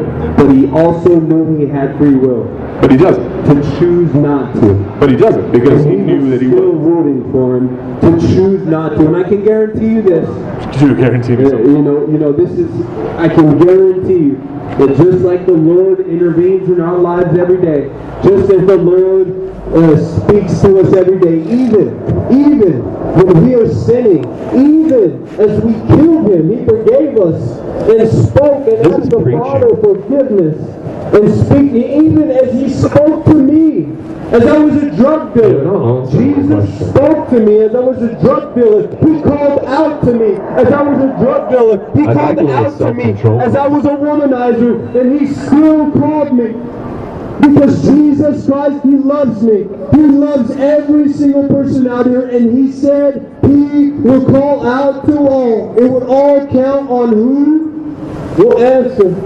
And he said that he knocks at the door, and anyone that opens the door, he shall come in, and he shall sup with him. And so I know that he was calling out to Satan as Satan built the rebellion against him. I know he was speaking to Satan like, don't do this. And I know he was speaking to Satan saying, I know what's going to happen already. You don't want to do this, Satan. You don't want to do this war that you're planning. And Satan chose it anyways. Just as many will choose to reject Christ today as the heavens preach daily. He said as every person would hear the gospel and have no excuse, many would still reject him. And it's because of our free will. We do not have free will. Can I ask about that? Prove what? Thank you, sir. Could you clarify what you mean by we don't have free will, please? God knows what we're going to do from the beginning to the end. Satan was created to be what he is. God chose him to be what he is. He was not free to choose that. He was created, even though God knew the beginning from the end. He knew that he would rebel. He knew that he would sin, and he chose to create him anyway. He was not free. God started from the beginning to the end. No one is free but the Creator. Okay, so I want to go on that. All right. I know Mitch here has children. He has stated that to me. I know he has children, so this is my question for Mitch. Would he rather make his children love him? And would he feel happy with rather making his children love him? Or would he be much happier and more content if his children chose to love him as a father on their own? Before we get to that, I'd like to go over the metaphor that you're setting up here. You're setting up the metaphor that God will be happier if we obey him of our own free will. Is that what you're saying with this metaphor here? I'm not setting up any metaphor like that. I'm asking Mitch. So what is the? I'm asking Mitch how content he will be if he chooses to make his children love him. If that was even possible for him to do, which it's not for Mitch to do. But would he rather his children be made to love him in just complete force? Or would you be happier that your children loved you all on their own? What kind of life would it be if your children didn't love you on their own? I don't know, we'd have to see. But I think you're setting up a metaphor with God. You're saying that God is happier if we love him on our own, if we choose to love him, and he doesn't want to force us to love him, because that makes him happier. I'm not setting up anything. Sounds like that's what you're saying. I'm not setting up any metaphor to say that God so we're not headed is anywhere? happier. Cool, we'll go with my question then. Did I answer your question? Your question's too nebulous, I don't know, is the answer. Fair? My question You then? can't answer the question. Okay. I did answer the I question. accept that. Cool, I don't know is an answer, do you agree? I didn't hear I don't know, but yeah. Cool. Okay, if that's Here's your my answer, question. good. Is slavery evil? Is slavery evil? Is slavery evil? Evil. Slavery is evil. Oh, great. Your turn. Okay, so I wanna hit on slavery. No, ask a question. I didn't know you answered the question. I thought you said your turn. Yeah, your turn to ask me a question, not to preach. Oh, okay. I can ask you a question. I did have some questions for you. Yeah, I'm ready for the next one. What does it take, because he said that I had a phone conversation, he said that he would love to save me and my family. Yes. With the truth. Affirmative. And so my question is this, is what does it take to be saved by his truth? Saved from what? Well, you said that you want to save me and my family, my wife and my kids. Yes, you believe in mythology, you believe the earth is flat, you believe it's been created 6,000 or so years ago, you believe that there were Nephilim, you believe there was a global flood, you believe that the languages were confounded by a god, and all of this mythology is like chains in your mind. These mythologies cause you to do evil things because you believe in something that's not true. And in order to reinforce this mythology, you will force it. Not to use the same word twice, but your cognitive dissonance will cause you to believe and ignore evidence that the earth is round. And these chains of the mind are destroying your life, they're causing you to not be free, and they're infecting your kids and loved ones as well. And I'd like to free you from that very sad and pitiable state. Okay, well, first off, I accept everything you say. Thanks. And second off, I want to say that I never said the earth wasn't round. I never said that. I never said I don't believe that it's not round. You said the Bible claims it's not. Third off, and then I'll leave it here with a question to you, is can it, because you carry around a sign that says, join my cult.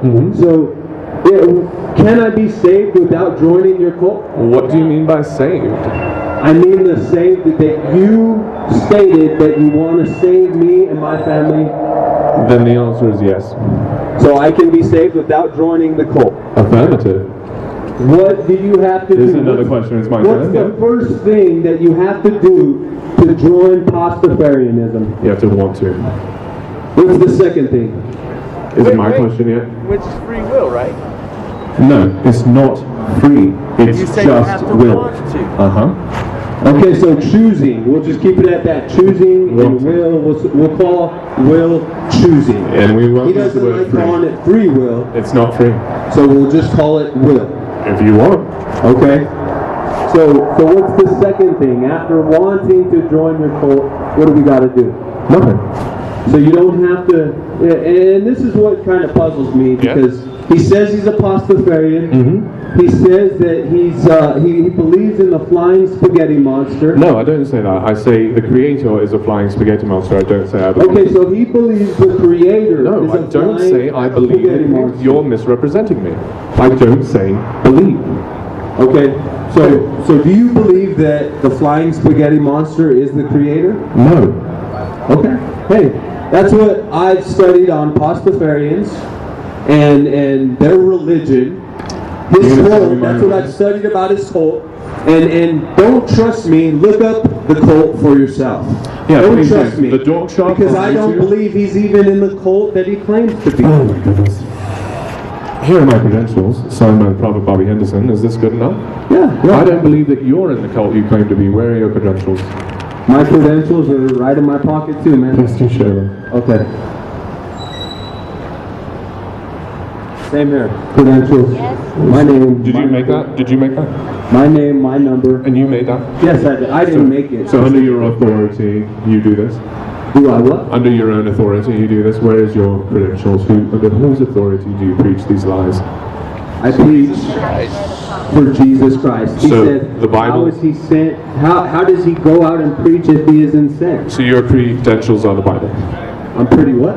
Your credentials My credentials are the Bible. are Jesus Christ and Jesus Christ alone. Cool, but Jesus Christ is contained in the Bible.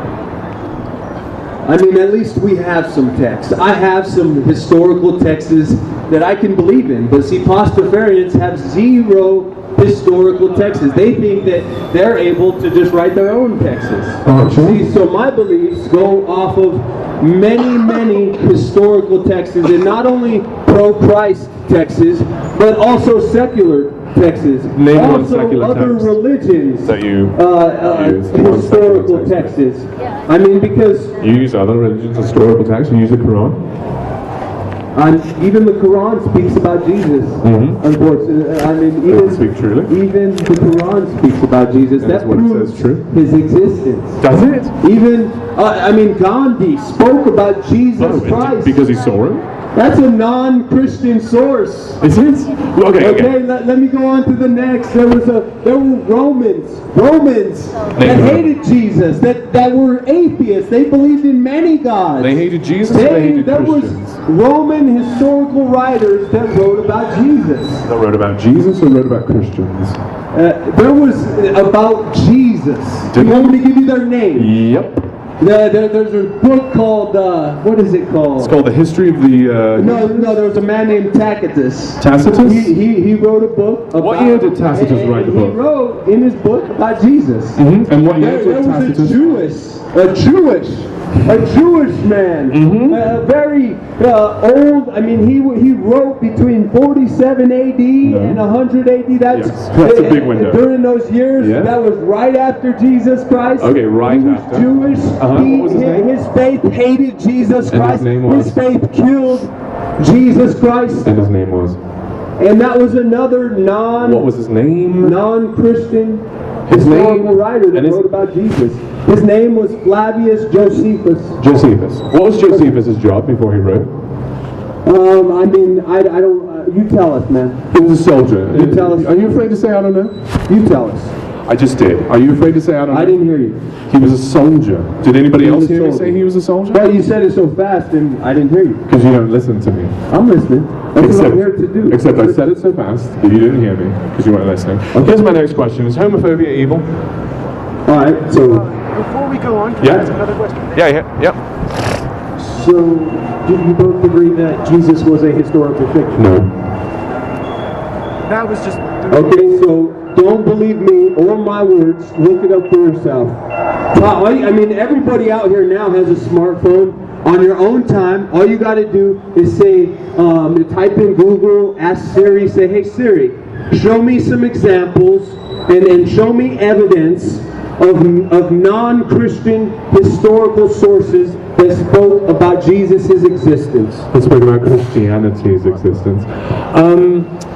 You want to move on to your question now? Yeah, this question here. Is homophobia evil? Yeah, is homophobia evil? Homophobia, I'll go on record here, homophobia is evil. Great. Right. Your turn. Why is homophobia evil? No. You can ask me a question. Do you think homophobia is evil? I think it's not kind. It's not what? It's not a very kind thing to do. I'm not sure there is such a thing as evil. That sort of your claim. But you've asked now if a couple things are evil. Yeah, I've asked if you. So you must believe in the word evil, and That you does must not believe follow. its meaning That to does be not asking follow. many questions involved with it. That doesn't follow. All right, my question is for you, because you've asked me this many times. Last week when we were across the street, you said, prove that God exists. I want to ask you to prove that you exist. Prove that you exist. I can't prove that I exist. Who shall I prove it to? Prove it to everybody here that you exist. What if it takes half an hour? Do you have half an hour? Yes? I mean, you won't get a half an hour as part of the So no. debate rules, but I mean, we can go back and forth a little bit so that we could go 30 times and make 30 minutes. This is a very complicated question he's asking. A lot of people have been asking it for a long time. There are people here in reality that wonder, is this just a simulation? How do I know I'm real? How do I know any of these other people are real? What if I'm stuck in the Matrix? We've been pondering this for centuries, for millennia in fact. We've been wondering, what if I'm just in a jar and there's some evil mastermind that can control everything and cause me to see things that are not there, cause me to hear and feel things that are not there? How will I know that even I exist? And there was a man named Descartes, and he was wondering the same thing. René Descartes, and he was thinking to himself, there's no proof of anything. Epistemology is the study of what we know and why. How we can determine if things are true and if things are not. And unfortunately, when we're studying epistemology, we learn it's very, very difficult to prove anything. Stephen Hawking. But something wants to prove it. Something is there wondering. When we take away all of the questions that something is asking, what we have left is something asking questions. And that thing is me. I think, therefore, I am. Prove you exist. Okay, so it really surprises me. Because basically what this man is saying is if he thinks it, then it's proof. That is not at all what I'm saying. You've misunderstood me completely. Okay, let me restate it exactly how he stated it. If he thinks it, it is. That is not what I said What were your last words, at all. man? I said, four words. I think, and this is the proof that I exist, that I exist. The proof that I exist is that I want to know whether or not I exist. And who wants to know whether or not I exist? How do I know you exist, though? Who wants to know whether or not I exist? How do I know you exist? I want to know. That doesn't make it Cool. So, but it's the first step. The first step is proving it to yourself. First, you've got to prove to yourself you exist, and you do that by noticing that you are the one that wonders. No, by noticing that you are the one that wonders. Okay? I think something wonders. There is a curiosity, and it's me. I am curious. Mitchell. Nothing else. Mitchell exists because he wonders how he can prove it. Do you understand? I understand, and so what I would like to continue on is that I'm surprised that that's a beautiful way of thinking. Yep. I mean, all of us are thinking that way, right?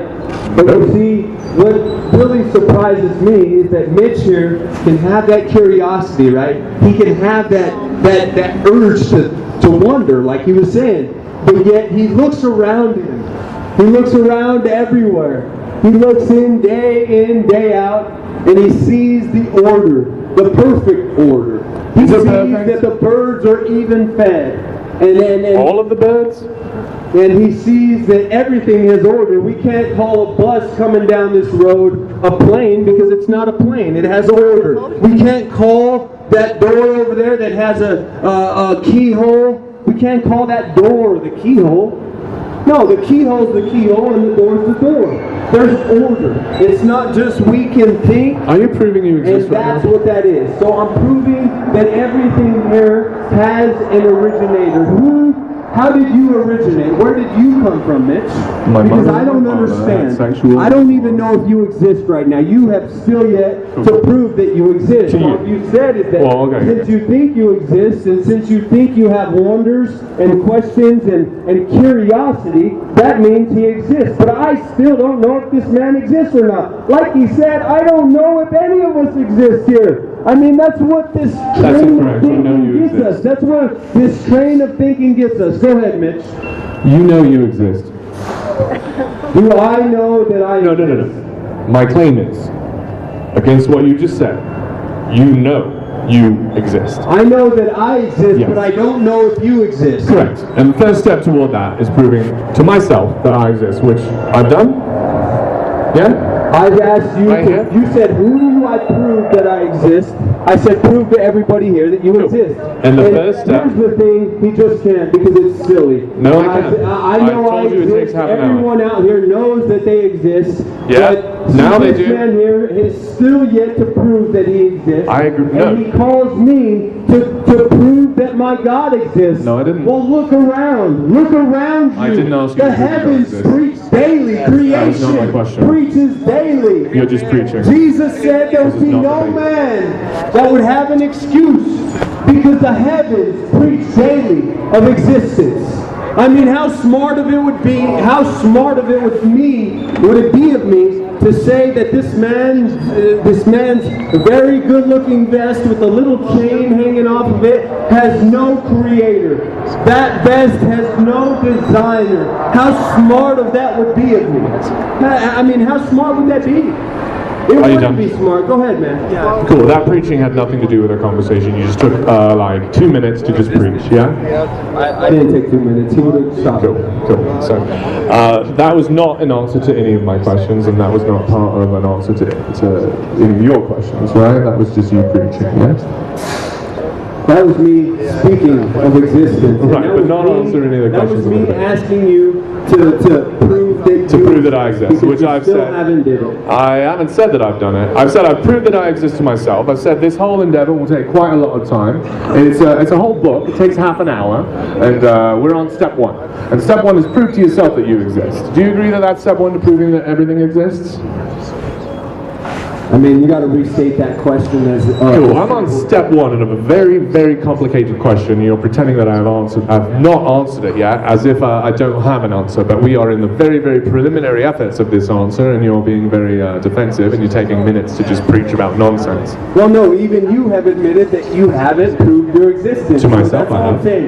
Is Not this to you, man I haven't. cannot prove his existence. I have proved my existence to myself. Okay. Hey. Does that count as proving my You just existence? said you haven't proved it, though. To you, I haven't proved it. I said I haven't proved it to you. I said I have proved it to myself. Are you listening to my sentences? No, I'm not, man. Yeah. Who's surprised? So I exist. I've proved it to myself. I believe at this point you've proved to yourself that you exist. I believe at this point, in fact, all of these people who've heard what we've said have proved to themselves, oh shit, it is me wondering. Something inside of me wondering. The next step is to understand what wonders. You're all going to have a very hard time with this one. What? What wonders? Why do we wonder? What is it that wonders? And my answer to you, and you're not going to understand this today, and it might take you years to understand this, but the thing that wonders is your body. You are your body. And that wonders. And that person is as real as that one. Do you understand? I do understand, but I actually want to hit on that. Do you want to disagree with it? He says that him thinking and him proving to himself is proof of existence, of his existence, and that he's actually proved to himself that he existed. That's what something he just exists. stated. And what that I something want to is say me. is that billions of people have proved to themselves that Jesus Christ existed.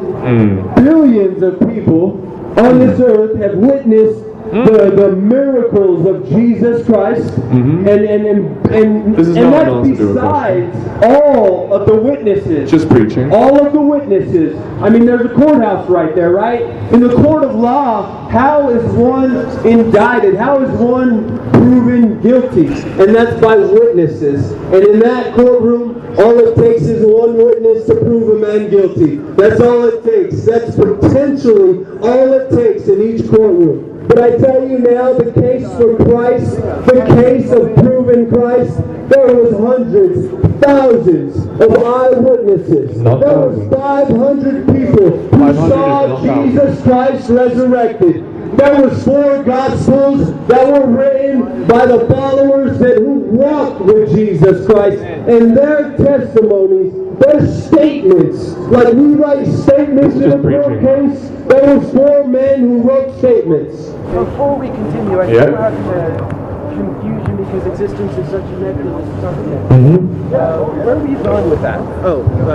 He started it. He wants to answer. He wants me to prove that we all exist. That's where we were going. And then you quoted Rene Descartes, Cogito ergo sum, I think therefore I exist. Yeah, that's the first step. Because you were capable of asking the question. Something's asking a question. Right. It's proof that something exists.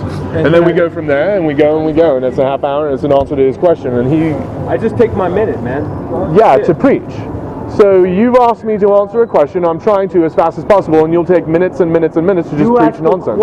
No, you have asked the question. No, your question is, can you prove that we all exist? Your question that I am answering is, can you prove that we all exist? And the answer is yes. You didn't ask me that. You asked me that. Yes. Okay, we'll move on. All right, move on. Moving on. Cool. Do you own your children? Thank you both for your permission. Do you own your children? What was the question? Do I own my children? Yep. It depends on where you can get your, many different sources will tell you things. If we ask one of these police officers here if I own my children, they will say yes, you do own your children. And if they behave wrongly, you do have the right to spank them or discipline them. And these or kill them. Do you have the right to kill them? Hold my children for me while I spank them if they were being very bad. Do you have the right to kill your children? Do I have the right to kill my children? Yep. We all have the right to do anything we want. Wow. I can kill anybody. Okay. I have the right to kill anybody. You don't have the right, you have the ability. We're in America especially. Oh my If gosh. I wanted to kill somebody, Oh my gosh. I can kill somebody. But you don't have the right to do that, you have the ability. There's a much... Continue your insane screed. Go ahead. Okay, so my story here is that we all have the right to do anything we want. This is America. You have the right to, if you're a boy, you can dress as a girl. You have the right to, if you're a man and you want to love another man, you have the right to do so. If you want to kill, you have the right to do so. If you want to steal, you have the right to do so. If you want to get drunk, you have the right to do so. But that doesn't make it right. That doesn't make it right. And with Jesus Christ, it's not about what rights we have, it's about what rights we give up. Amen. It's about what we are willing to give for a life of abundance that all of us are seeking. Because I tell you now, I was in the same boat as anybody here. Is there a question here? Yeah, I've got a question for you. Here you go. Yeah. In America, isn't it true that our rights are defined by the Constitution and the Bill of Rights? In America, like I said, because there are many different sources, America's rights are, you can say are defined in the Constitution, but we have rights as humans. We have free will, or I'll call it will, so that this doesn't disturb this man, but we as human beings have rights that we can do anything we want. They're called basic human rights, and that's just the truth. No matter how evil the things or deeds may be, we have the right, because we can look back in older civilizations where these civilizations did kill. They sacrificed people for their gods on top of pyramids. And gods. Did they have the right to do that? And in their nation, they did have the right to do that. Correct. So yes, as human beings, we have a basic human right that we can do anything that we want to do. And that was given by God. We have the will to do as we please. So it's not a legal right, it's more of like a nature of existence that we're capable of doing because we have free will. Yeah, it seems like we're conflating the word right with capability. It seems like you're conflating two ideas. Do you agree? No, I'm not. Cool. My turn. Where and when and who wrote the Gospels? Where and when and who? So, I mean, when and where, Yeah. I'm not familiar with exact dates. I do know that Mark wrote his gospel. That's very good. A lot of Christians don't know this answer. A lot of Christians are very ignorant to the fact that Mark was the first written. Do you agree? A lot of Christians don't know the Bible. I never said Mark wrote the first gospel, but I will agree to that. So Mark is the first gospel written. The Gospel of Mark was the first gospel written, and it was written around 45 AD to 75 AD, somewhere between there. Okay, around 60. And it was written where? And where was it written? It was. I'm not familiar, man. Tell me. It's that place you talked about earlier, Turkey, but like olden times Turkey. Okay, maybe Ephesus. Yeah, up in Anatolia, right up in there. Somewhere in that area. Yeah. And then, after Mark was written, then 15 years later. I mean, there's three gospels, right? There's three gospels that were written later. John's gospel is supposed to be the oldest gospel. The newest gospel. The newest. Yeah, in that I would say. It was written last. The latest. Yeah, written around the year. 90 to 100 AD. That's correct. And then in between those two periods were... I would say the next gospel after Mark, it was Matthew, and then the Gospel of Luke, and then the Gospel of John. That's right. And the name of the men who wrote those? Who wrote those? Well, Luke wrote his gospel. I believe, Okay. And other than that, I believe that Matthew's gospel was written by another man, but Matthew told his gospel. Gotcha. And why didn't Jesus write a gospel? Why did Jesus write Why did not Jesus write a gospel? Jesus did not write a gospel because what a gospel is the gospel. The word gospel means story. The story. The account. Does it? The account. So the Gospel of Matthew is the account of Matthew. And what happened is the Gospel writers wrote their accounts, and it's still historically proven, and this is not only pro-Jesus historical figures, these are non-Christian historical writers that actually witnessed Mark actually writing his story. And at these times, guys, we got to understand, Mark wrote his gospel, right? And now if it was just a completely bogus story, like for instance, now I can, somebody here, like this man right here, can say, I saw this man wearing a Fear God shirt. He can write it all down. And I saw this, he was preaching, and I saw a man wearing goggles. I have evidence. I have a camera. I have evidence. Okay, so even if it wasn't a camera, if it was a book that you wrote, right? And say you went way off topic and said, yeah, this building right above us just collapsed and then flew right back into the sky and was rebuilt. I mean, unless other people saw that, it would go nowhere. And unless other people accounted for what you were saying, it would go nowhere. If you told that to a 9 News newscaster right now, it wouldn't even show up on tonight's news unless other people saw that same building collapse and then go right back up in perfect condition. So that is the proof. These stories, these accounts, these statements of these 4 Gospels have been passed down thousands of years. Thousands of years. And so, if they were just nonsense stories, or if they had nothing to do with the truth, like we're saying this, because this building collapsing and then going resurrecting right back up is just like the story of Jesus collapsing, dying, and resurrected. And so, if that story of Jesus by 4 people where it was just untrue, it wouldn't have made it this far. Yeah, it would. Did Luke meet Jesus? Did Luke meet Jesus? Luke did not meet Jesus personally, but Luke saw Jesus. So the Gospel of Luke is hearsay, is that right? The Gospel of Luke is hearsay, do you agree? The Gospel of Luke is not written by witnesses, do you agree? The Gospel of Luke is not written by hearsay. Yeah, it is. What Luke was explaining was the teachings that were coming through Paul.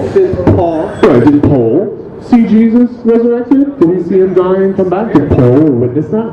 Paul witnessed Jesus dying and the whole crucifixion of Jesus Christ. No, he did not. Paul was a Pharisee, he was a scribe, No. and so he Paul was a never top claimed- Pharisee. He was one of the top. He wasn't... Paul never claimed to witness the crucifixion and resurrection of Jesus. He never claimed he was one of okay, the 500 what I'm people. saying is Paul wasn't there standing in front of the cross watching Jesus was die, but not he there. was alive. He He was alive part at of the time, faith. but up in Anatolia.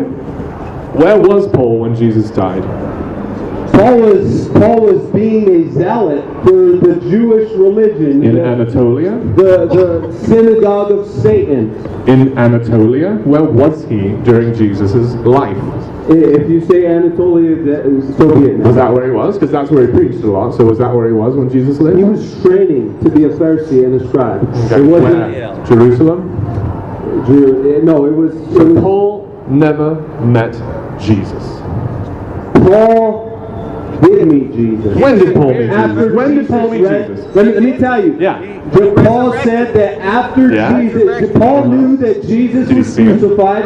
Paul knew that Jesus was killed, and actually Paul was killing anyone who continued to pass Cool, on that's, you're the sort of belief adding in things Jesus there. Christ. You're And adding then things. Jesus Christ came to That's Paul exegesis. after the crucifixion. What do you mean came to Paul? Came to Paul and blinded What do you Paul. mean came to Paul? Came to Paul and blinded Paul. What do you mean came to Paul?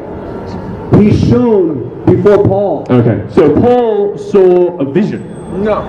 No, It was Paul saw a vision of a risen Christ, yeah? Paul was stopped dead in his tracks Mute in as his he tracks. was on his way to kill Christians. Not kill as Christians, he was on his way witness to Christians kill being Peter killed. and the He never disciples. claimed. And Jesus Christ appeared You're to misrepresenting Paul. Jesus Christ appeared Paul to had a Paul vision. and stopped him. Paul fell off of his horse. Paul became blind in that moment because of the light that was shown in his face. Paul's companions see that light? Paul's companions. Did Paul's companions hear the voice? Paul's companions did not see nor hear the voice, but Depending they on did which see, book you read. They did see, let me tell you what they did see. They did see the man that was leading the force. So Paul had a to vision kill in his Christians. mind. Can I answer Paul that? had a vision. You Can I did. answer? You answered. You did. Yeah, I'm You still said they going. didn't It's see my it. minute. Once you ask the question, it's my minute. And once you answer it, it's back mine, correct? Okay, so here is what it was. It was Paul. This is what his companions did see. Is they saw Paul fall off of his horse. I'd like to talk about what they did They not saw see. Paul become blind and not be able to see anymore. Mm-hmm. And they saw Paul continue to speak to Jesus in his something. blindness. Speak to something. That's what his companions saw. They didn't hear Jesus, No, they did nor not. see Jesus. Nor did but they. they did see a leader They saw that was a leading man the having some force sort of to epileptic kill fit. Christians become Questions nothing. answered. They Why is saw it so- this strong zealot that was following the Jewish law with all he had, and they saw What's your him question? become nothing. And they walked him back to town. That's what these companions saw. So they saw not Jesus. They saw not Jesus. Correct. They saw not Jesus. So they didn't witness the They risen saw Christ. Paul become blind out of nowhere. And Paul claimed that he, in his own mind, saw Jesus. Paul claimed to have seen Jesus during his Well, strange Paul fit. wasn't claiming anything to these people at that time. Oh, my Because gosh. He had them take him to a house, and then that was it. They dropped him off. He was blind and he was alone. And so, anyone who talks about Paul's experience is talking hearsay. Do you agree? Well, no, because Paul actually had Luke write down these stories. Because So when Paul had was Luke given, when Paul was given Write his vision down back what he from heard the Lord, Paul say. That's hearsay. Do you agree? Paul told his story. Is hearsay evidence in Scripture or in our Amen. courthouse You give over the life there? to Christ. You come and Hey, you're talking to me. Do not talk to him. Stop that. This is a debate. You talked to him. No, I didn't. I talked to you. He came up and You fist went bumped me. like I gave this him and his you said elbow. something to him. But no, I was talking to you, dude. The question is about Paul. It's about hearsay. Is hearsay good evidence in the American court system? Do we allow hearsay in the American courts? What part of it are you saying is hearsay? Do we allow hearsay as evidence in the American justice system? Amen. Is he here? Is he here? So Paul, bring him. Being blinded is not hearsay. Right. But Paul seeing Christ is. Paul being blinded is not hearsay. I didn't say it was. Paul saying that he... Keep on topic. Paul saying that Christ came to him and showed himself to him is not hearsay. That's Paul's account. No, it's not. Hearsay. It's Luke's. Luke wrote it. Luke's account is hearsay. Paul told Luke. Then call it the gospel according to in Paul. all of his letters. Paul said it himself in all of his letters. Cool. But the gospel according to Luke is hearsay. The gospel according to Luke is God breathed. The gospel according to Luke is God breathed. It is not hearsay. It is. Go ahead, man. Continue on. Paul told Luke what his experience was, and Luke wrote it down, and that's hearsay. Now, who was Mark? Mark was one of the youngest disciples, and Mark... What do you mean by disciples? Mark witnessed Jesus as a child. He did. Did he? He did. Where did he say that? Mark was a child when Jesus was... What's the verse where Mark claims that he witnessed Jesus? Mark was one of the disciples. He became a very... I mean, look, he even got a spot in God's Word. But Mark was believed to be anywhere from 12 to 14 years old as Jesus was marching through preaching, and Mark got to even bring out the sheep and give to Jesus' mother and Mary Magdalene. What verse claims this? It's historical writings, man. No, it's not. It's mythology. It's historical writings. It's hearsay. It's not hearsay. So when does Mark claim that he witnessed Jesus? What verse does Mark claim, I saw him? What verse? It's the age of Mark when he was 12, 14. And what verse says that Mark was 12 or 14? Where are you getting this nonsense? It's historical writings that are historical writings? That are believed by many sources. Oh, so you mean this is the Christian tradition that's been handed down? No, you're not. You're trusting the tradition that has been built up around the text. If you were trusting the text, you'd give me the verse, right? You even just said that I'm trusting my religious text. Yep. I'm actually trusting a historical writing. Where is it? Not just my religious text. So you're trusting Tacitus? You're trusting Tacitus and you're trusting Josephus? Can you give me any text that supports your Pastafarianism? Any? Yep. No, you can't. Yeah, I can. What, I can give you the gospel. First of all, I can give you my own writings. Oh, great. Yes, that's so one thing. we can get texts that have been produced in the last, 50 years? Yep. Man might be. Yep. But do you have any texts produced in the last 50 years? Stomp on me for texts that have been held up through thousands of years. No. Not only through texts, but experiences. What experiences? Let's talk about those. Incredible experiences. Let's talk about those experiences. All right, you want me to talk about the experience? First, I want to say, if I write down these experiences, does that make it scripture? If we talk about Holy Ghost interfering in our lives and I write that down, does that mean I've written scripture? It's a combination of all of it. It does mean I've written scripture. I've done exactly what Luke has done. I mean, I can write a text right now and that doesn't make any of it true. If it's God breathed, it does. Right, so if we write something down that's God breathed. Of the texts and the evidence and the experience. You have no evidence. And who had the experience? All you have is text. Billions of people that had these experiences. Cool. Billions of people around this world have had an experience with Jesus Christ. And that proves Jesus. Have had an experience with Jesus Christ. Jesus Christ this is just preaching. Changed a drug dealer into a hope dealer. This is what you've been preaching before I arrived. Changed a womanizer into a one man,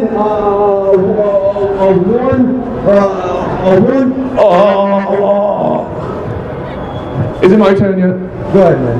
Yeah. Okay, so you're claiming that these experiences should count as evidence that Christ is real and alive in people's lives today. Do I understand you? What experience do you have with the flying spaghetti? Do I understand your claim? What experience do you have with the flying spaghetti monster? We will get to that after I ask my question. Have you seen him? Okay, what was your question? My question is, it seems to me like you are saying that these experiences that these billions of Christians have had are enough and sufficient evidence that Jesus Christ is alive today. Is that your claim? My claim is very close to that, but you're forgetting parts of my claim. You're forgetting the parts of, I'm saying, historical texts as well play a role. Okay, so there's two things. There's these historical texts that you're using to prove it yourself, and then there's these modern experiences. Out of those two evidences, which is stronger? Out of the two? Yep. If you could give one up and be like, I don't even need that one, I'll take this other one. Which of those evidences is a strong evidence? Experiences. Because I experienced Jesus Christ. Cool. So the experience of the modern people is the best evidence for the living Christ. I'm saying for me. Cool. And what about the experience of the Muslims? What experiences are you talking about? The billions of Muslims who've had experiences where Muhammad has come into their life and his God, Allah, and changed their whole life and made them stop being drug dealers and womanizers and evil men, and Muhammad changed them. Is that evidence that Muhammad is alive today? Is that sufficient evidence? So all of that stuff that you just spoke about is evidence that Muhammad existed. Sufficient evidence, not evidence that Muhammad's God Allah is alive in your life today. In my life? In their lives. Okay, billions so of I'm Muslims. sure, and I agree that because of the experience of many, I do agree of the existence of Muhammad. Allah. I don't agree with the... We're talking about Allah. Allah, do you even know who Allah is, man? Allah is mythology like Jesus. Hey, even the Muslims say Allah is the God of the Old Testament. The same God of God slavery that and we serve misogyny except without and Jesus homophobia. Christ. Cool. So, the experiences of Muslims prove Allah. Do you agree? The experience of Muslims prove that Muhammad existed. Allah is alive in their lives today of Jesus in a Christ, life-changing way, that just like your Jesus God. Christ existed. So, okay, but you're not following my argument here at all. Are you understanding it? Are you understanding? You're not understanding my response. No, your response is a misdirection. You're trying to hide from my question. Your response is avoiding the question. Your question straight out. Cool. My question was, it seems to me that your strongest evidence is the experience, that life-changing experience you've had in your life, where you were like, once I was this and now I am not. And you're saying the billions of experiences that Christians have prove that Christ is alive today. But I wonder why the experiences of Muslims don't prove to you that their God, Allah, who is not Christ, is alive today. Why is that not sufficient evidence for you that the Quran is true? Because there is historical evidence for both the Quran and the Bible. There is more historical evidence for the Quran So than let there me is for the tell you Bible. what historical evidence No, we're talking points about the to experiences. I don't know why you're talking about. And maybe We're talking if about this the man is experiences. studied, he would actually agree. Hearing is again because avoiding the I'm telling question. you that Again avoiding the Muslims question. even agree that Muhammad was drunk as he spoke the words. Jesus was drunk at the wedding of Cana. As the Quran to be written, it's historical proof that Muhammad was drunk Muhammad as preached he no had alcohol. the Quran wrote. So Cool, but we're not talking about historical. there's no We're talking about. historical evidence. No, we're talking about Jesus was experiences. drunk. We're talking about. There's no There is historical evidence. that If Paul you, was drunk as he There wrote is. his letters. There's no historical evidence that John the Apostle, Jude, James, any of them were drunk. So which one do you There want is to evidence. trust? We You want to saw them trust at a the party book that drink. was written under the influence they drank at of the Last Supper. drunkenness? They drank wine at the Last Supper.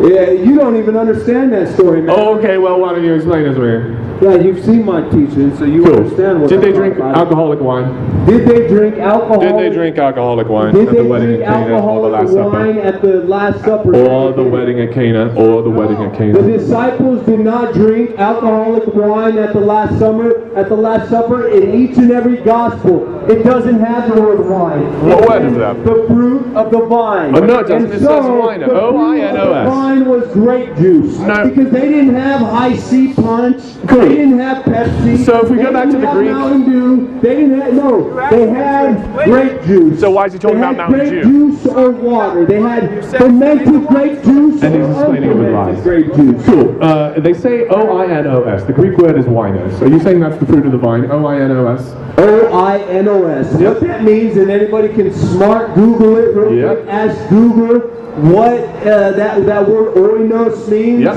in the Greek, and Yep. what it was a way to say wine, and it had a definition Yep. of either fermented or unfermented. Nope, this is all made up. No, it does, and it depended on Nope. context. No, it doesn't. Somebody look it up. No, it depends on whether he wants it to be Somebody look it up. alcoholic or not. The word winos means fermented grape juice. And when Jesus created winos at the wedding of Cana, he was creating fermented If I wine. look it up right now and I type in Google what the Greek word means, and I show you Yep. that it means either fermented or unfermented. How are you going to show me that? How are we going to I'll prove show you that? on my smartphone. No, real quick. but like, what would prove Well, you that the word denounce everything you're saying. winos means two things? So what does your evidence, what would it look like, the evidence, that the word winos means two absolutely different things, and you get to pick which one depending on what you mean is? What's the Okay, evidence for that? My evidence Yeah. for that. What would that it evidence sends look like? Back to, What would it look like? I'm not saying what is it, I'm saying what kind of evidence would prove that? Can I get a chance to speak? If you understand my question, you get a chance to speak. You said what evidence? Can No, I said what kind of evidence? What The kind of moderator even evidence? agrees with me. What kind of evidence? What type of evidence would Is it- prove this kind of Is it thing? like a biblical evidence or is it a historical evidence? It's a historical language evidence, not a biblical And evidence. you speak Greek? It's a historical language evidence. And historical language meaning whenever we use it in the Bible, we get to pick. And no other book does that. That's not how we pick it. Depends on context because you're quoting something out of the Bible, Yeah. so we have to go by context of it. Cool. Winos is what? So winos comes from the Hebrew word. I forget. I have to look it up, but it's rooted in the Hebrew word that can also depending on. You're saying the context- Greek word winos depending is based on a context. Hebrew Let me word. give you an example. I'll give you an example. Okay. Here's an example. In the beginning, and I would have to look it up specifically, but in the beginning, in Genesis, it says that the Lord God gave us the green fields, and He gave us the live animals, and He gave us. It comes in as wine. The word wine came in. Right, but that's not the Greek word winos. That's the Hebrew word because it's the Old Can I Testament, finish right? or not? I'm trying to finish the example so you can understand, man. You're talking about the Hebrew word winos. In this context, The Old Testament it says word. that God gave them the green pastures. God gave them the animals of the field, and He gave them wine. God didn't give fermented wine. But we're not using the word God winos gave in that grape scripture. juice. He gave But- the fruit of the vine. It but- was man who would have to corrupt the fruit of the vine in order for it to become unfermented. This has nothing to do with the grape Greek word wine. winos Unfermented and why we get to grape juice. choose whether or not it's fermented depending on what we want. The fruit of the vine cannot become wine all on itself. Hey, look it up in Google. Look it up in Google. Cool. I believe it's your turn for a question. Do you have a question? I believe it's your turn. Bible Hub. So we're going to the Christian sources to prove that wine means Well, no, what you want it to You mean. can look it up in Google. You don't have to type that in. Bible Hub has the Greek and Hebrew language. And only Christians claim that wine means fermented and not You can type it fermented. in Google. What is the Greek word for unfermented and fermented, depending on context? Yeah. You type that in, you're going to get oinos. And you're going to get oinos as fermented and another word as not fermented. No. So go look it up. That's not true. Oinos is fermented. He drank it at the wedding of Okay, Cana, and they had it at the Last said Supper. that in the Greek, you had a word for hey, no, I'm telling you now, this is what it is. Historical evidence. You could look Biblical at evidence, Christian evidence. Encyclopedias. That's not a Christian evidence. Encyclopedia. There, you could go back right now and type in your smartphone 1820 encyclopedia, and you'll see the word wine there, and it'll say unfermented or fermented. In a Greek encyclopedia? In a Greek encyclopedia from 1820? It is only recently that we have gained this truth that wine only means fermented wine. So your claim is... But before the 1820s, the word Jesus never wine drank was used for fermented either wines. unfermented or fermented.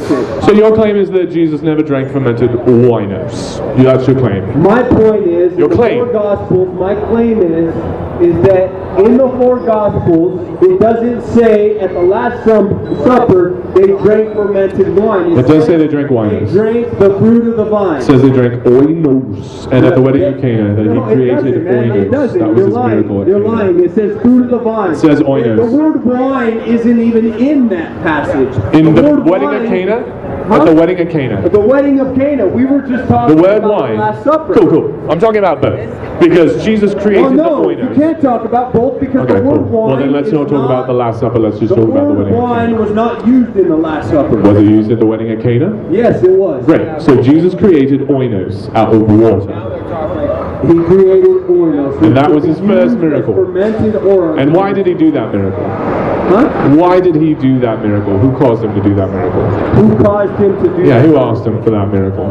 His mother Mary asked His him. mother. And what did he say to her? What did He he said, say to her? yeah, he said, I can't because my time's not yet come yet. He said it's not his time yet. And then he waited 3 minutes and he's like, oh shit, my time. And then he did it. No, and then his mother basically, said just do it. And then he did. Okay, so it wasn't just him saying, oh, it's my time now, do it. Right. No, his mother said just do it. And then he so did. He did it. Because it was his time. Hey, Did he do it before his time or did he do it at his time? he did it at his time. And so his time was 3 minutes after his mother asked him to. Yes, it was. If you made your mother cry, would you be perfect? If you made your mother cry, would that cause you to be an unperfect person? If I made my mother cry, Yeah. it depends on what it was making her Does cry. it depend? Does it depend? It does. It does. If you made your mother cry out of, then let's call it out of anxiety and fear, because you ran away. What if I made my mother cry Because you in happiness? ran away. What if I Would made my that mother be cry in happiness? imperfect? What if I made my mother cry in happiness? What if? There's your answer, now answer mine. Okay. What if? What if you made your mother cry out of anxiety because you ran away and you didn't tell her where you were going to be? Would you still consider yourself perfect? If I ran away for her own good to teach her a lesson, yes, it would be worth it. And it would be. No, not worth it. It would be perfect. It would be perfect. Perfect. To run away from your mom, not tell her where you're going, and make her cry. Would it be more perfect to let her know that you were about to run away? That you're going to be gone? Would that be even more perfect than that other behavior? And so, Would it be more perfect? in order to teach a perfect lesson. What's a perfect lesson? What's a perfect lesson? Yeah, you're teaching your mother a perfect lesson about how I'm not your perfect kid. lesson is Jesus Christ himself telling the disciples to go and trade their bags for swords, and then that next minute teaching Peter the biggest lesson of his life, and that was to put away the sword or perish with the sword. So he That told was him to buy a sword, and then he told him to lesson. put the sword away. What? Jesus said, go buy a sword, and then Jesus said, now put that sword away. And that's perfect. That's a perfect lesson, Right. because Cool. let me tell you, if Peter didn't learn that lesson, then Peter would have been pulling out the sword anytime any of the He would have been pulling out the sword because he would have had a sword, because Jesus told him to go buy it. Peter didn't have a sword until Jesus told him to get one. A perfect lesson. Here's another question, if it's my turn. Who bought the field of blood? Who made the purchase? Who what? Who purchased the field of blood? The field of blood? Yeah. How did Judas die? How did Jesus die? Judas. Judas. How did Judas die? Suicide. Did he? Yeah, he did. Okay. Where? Right out the city of Jerusalem, I think Galilee. You're talking about the field that dude Judas bought? killed them. Who? What dude bought? Did against Jesus. No, he said where? Where? Yeah, where did Jesus? Where did Judas? Where? Galleys. Well, The field of blood? Where they dumped the coins. Where he dumped the coins. That's why they call hey it. bro, I have to tell you we're on a limited time, so we should get to the point. You're on a limited time. Well, no, we have, I'm not going to keep him any Oh longer. yeah. I appreciate your time. You can leave whenever you want. I really do appreciate that. Actually, that store owner came out and she said that you guys had your 2 hours already or whatever. So just, I don't know if that's something. Oh no, it's good. Did Judas buy the field that he died in, or did the high priest? Did the priests buy it? Who bought it? Did the priest buy him? Did the priests buy the property with the 30 pieces of silver, or did Judas? Judas gave the silver back. He threw it at them. Cool. So then in Acts, when it said that he took that money to go buy a field, that's not true. No, that is true. Oh, okay. So he threw it at them, and then he took it. He threw some of the silver. Some of the silver. He threw all the silver. All the that he had silver. left. Okay. That he had left. So Judas gets the silver from the Pharisees and the Sadducees. He goes out and he buys a field. And then he comes throws the back rest at them. and he throws the change at them. And then they take that change and they buy that field again. Is that right? Is that how Luke and Matthew meet? Like, they disagree. Luke and Matthew meet? Disagree about who bought the field. It's not a disagreement. It is an absolute disagreement. One of them says Judas did it, and one of them said a priest did it. A different angle. Yeah, it's a disagreement. Do you think that the Tobey Maguire Spider-Mans disagree with the Andrew Garfield Spider-Mans? Andrew Garfield? Anyone? Okay. Do they disagree? I don't understand the context of it. There is no okay. context. Cool. Do you believe that Spider-Man is a real person? Is he what? Did Peter Parker exist? Like it's Spider-Man. It's a, fictional character. Like Jesus? Peter Parker. Cool. And so there's inconsistencies in the stories, yes. There's not inconsistencies. In the story of Spider-Man? Of the story of Jesus Christ. There is inconsistency. No, there isn't. Yeah, I just told you one. No, Did you hear it? There is one. That's not It's a who bought the disagreement. field. Different angle. Different angle? Disagreement. It is a disagreement. No, it's not. One of them says Judas bought it. Another book, written around the same time by a different guy, said the priests bought it. So who bought it? The priest and Judas. The priest and Judas. Great. One of them says Judas, and one of them says the priest. And so you've decided the priest and Judas. That's like me watching the original Spider-Mans and the new ones, and just saying they both have... No. Exactly like that. Nothing like that. Our time here is up. If you would like to see more of this, please do check out The Dork Shop at YouTube. I can answer any of your questions. Hopefully I've shown you that this guy doesn't know what he's talking about. He believes in a flat earth. He believes in mythology. He believes in a global flood. He believes in the Tower of Babel, which is obviously mythology. And I'd like to save you and your children from the mythology you believe in, but you don't want to be saved, do you? Coming from a Pastafarian who believes in a magic... I don't believe in magic. flying spaghetti monster. No, I don't. I've already said I don't believe in the flying spaghetti monster. I say Who's if... the creator of Earth? No one, but if anyone is the creator of Earth, it's the flying spaghetti monster. Okay, there you Cool. go. So who created the Earth? What is my answer? Who created the Earth? What is my answer? Who created the Earth? Did you hear me? Created the Earth. Did you hear me? What is my answer? Who created the Earth? What is my answer? Let me answer it. Do.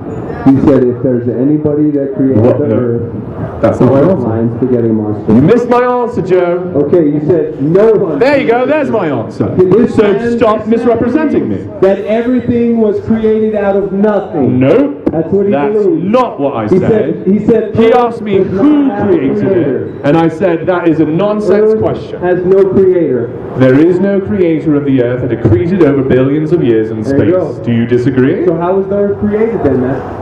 I just told you, Joseph. Go ahead. It accreted over billions of years around the star Sol. Out of nothing. Nope. Something out of nothing. I didn't say out of nothing, did I? Did I say out of nothing? It accreted around the Accreted. star. Accreted. Okay, Around a star. accreted. Yes. Do you know what the word accreted means? So what created all these things you see?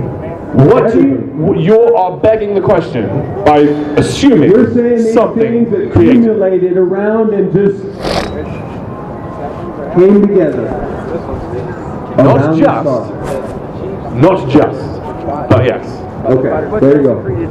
So What? A creed means like came together piece by piece. My hope is in Jesus Christ. You have no My hope. hope is in the resurrection. His hope is to not die. His hope is that when he dies, it will not be permanent, and it's You mythology. see, but this man has no hope. I do have hope. When he I have hope that you will hear me. disappears. I have hope that we can take this reality and make it something we can be proud of. I do have hope. You have no hope in this world. You have hope only in imagination. You got a 70-year hope. I risk, So do you. I serve my life, the rest of my life, I serve Jesus Christ. Jesus is And mythological. hey, maybe I can't can serve him disappear because like this he's not man even said. You I've could. lost nothing. Yes, you I've have. risked Wrong. nothing. Okay, let's talk. See, Okay. if this No. If this man No.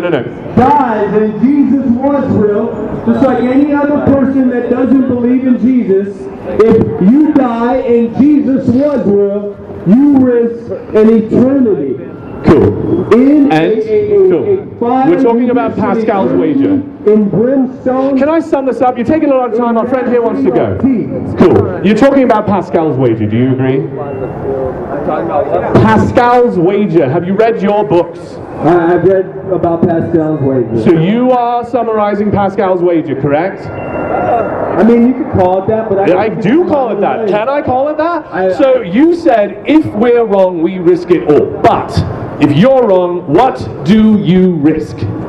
Absolutely nothing. I False. disappear. False. I disappear. False. I disappear. You risk everything. No. Yes, everything you have, you're I risking it don't, right now. because I don't have You're anything. pretending you're risking nothing, and in I fact you're count risking all you everything have. is done. None of this, even this life, has death has lost its sting. No, it hasn't. You're going to die. You're going to get stung. And be with the Death has not Creator, lost its sting. It's going to or sting whether you. I It's going to die sting him. and It's disappear, going to sting all these people. I have a How can you peace claim? that What? surpasses all understanding. And Jesus What? Christ Yeah. wants to Death give is you going to that sting me. same peace. But I thought you just said death has lost its sting. No. Jesus Christ is the truth. He's the way and He's the life. Check me out on YouTube. I would like to thank our moderator here. Our moderator has paid for his own parking here. He's paid. I'm talking. Our friend here has paid to be here, and if you would like to compensate him for his very good time, your donations would be here. We live in a fully capitalist society. Your money is your vote. Your money is your voice. Your money is your... I'm talking. Your money is your love. So why don't you tell this guy, I love you, thank you, here's some donations for We love Him and we don't need donations. Paul said Thank you very that much. He worked day and night to preach the gospel, I just did. not hindering the power of the gospel. Hey, good evening, man. Yeah. Take care.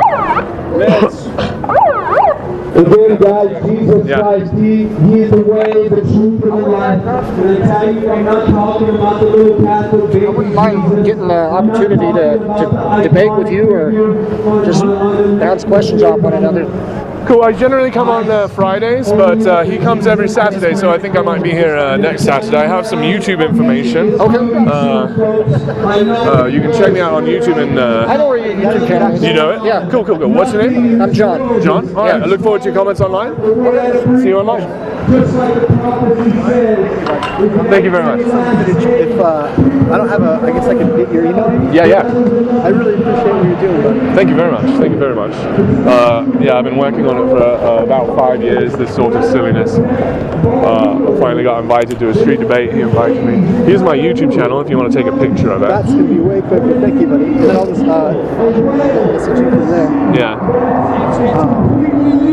I came across your stuff this morning. Oh, cool. I found you in our Denver, whatever. Oh, cool. Yeah. Yeah, my wife posted that. She was looking for the moderator. We did find it. We found this guy here, and the last day he said yes.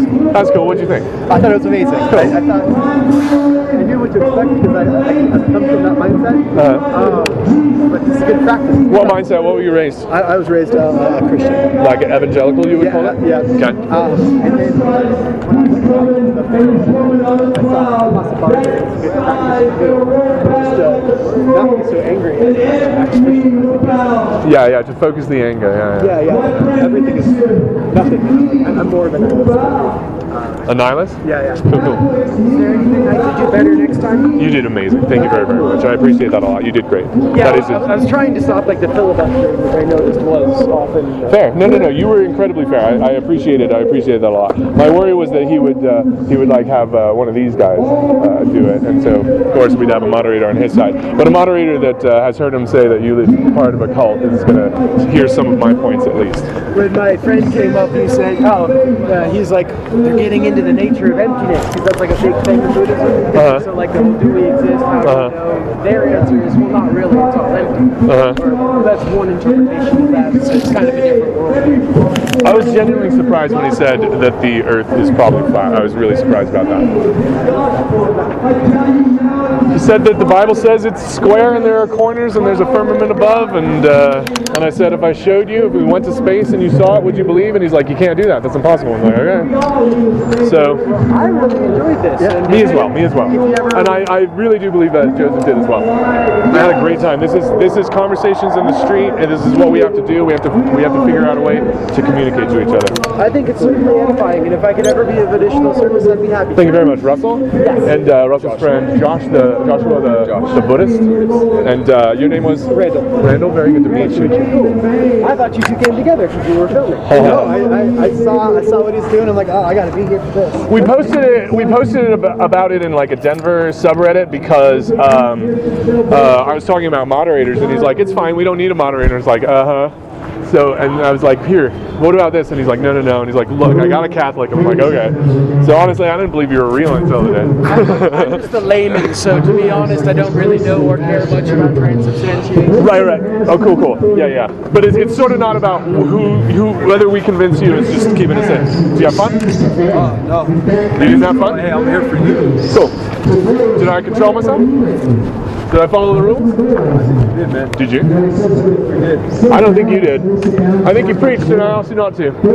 See ya. I said, answer my questions, stop preaching. You didn't care. But next week, same thing.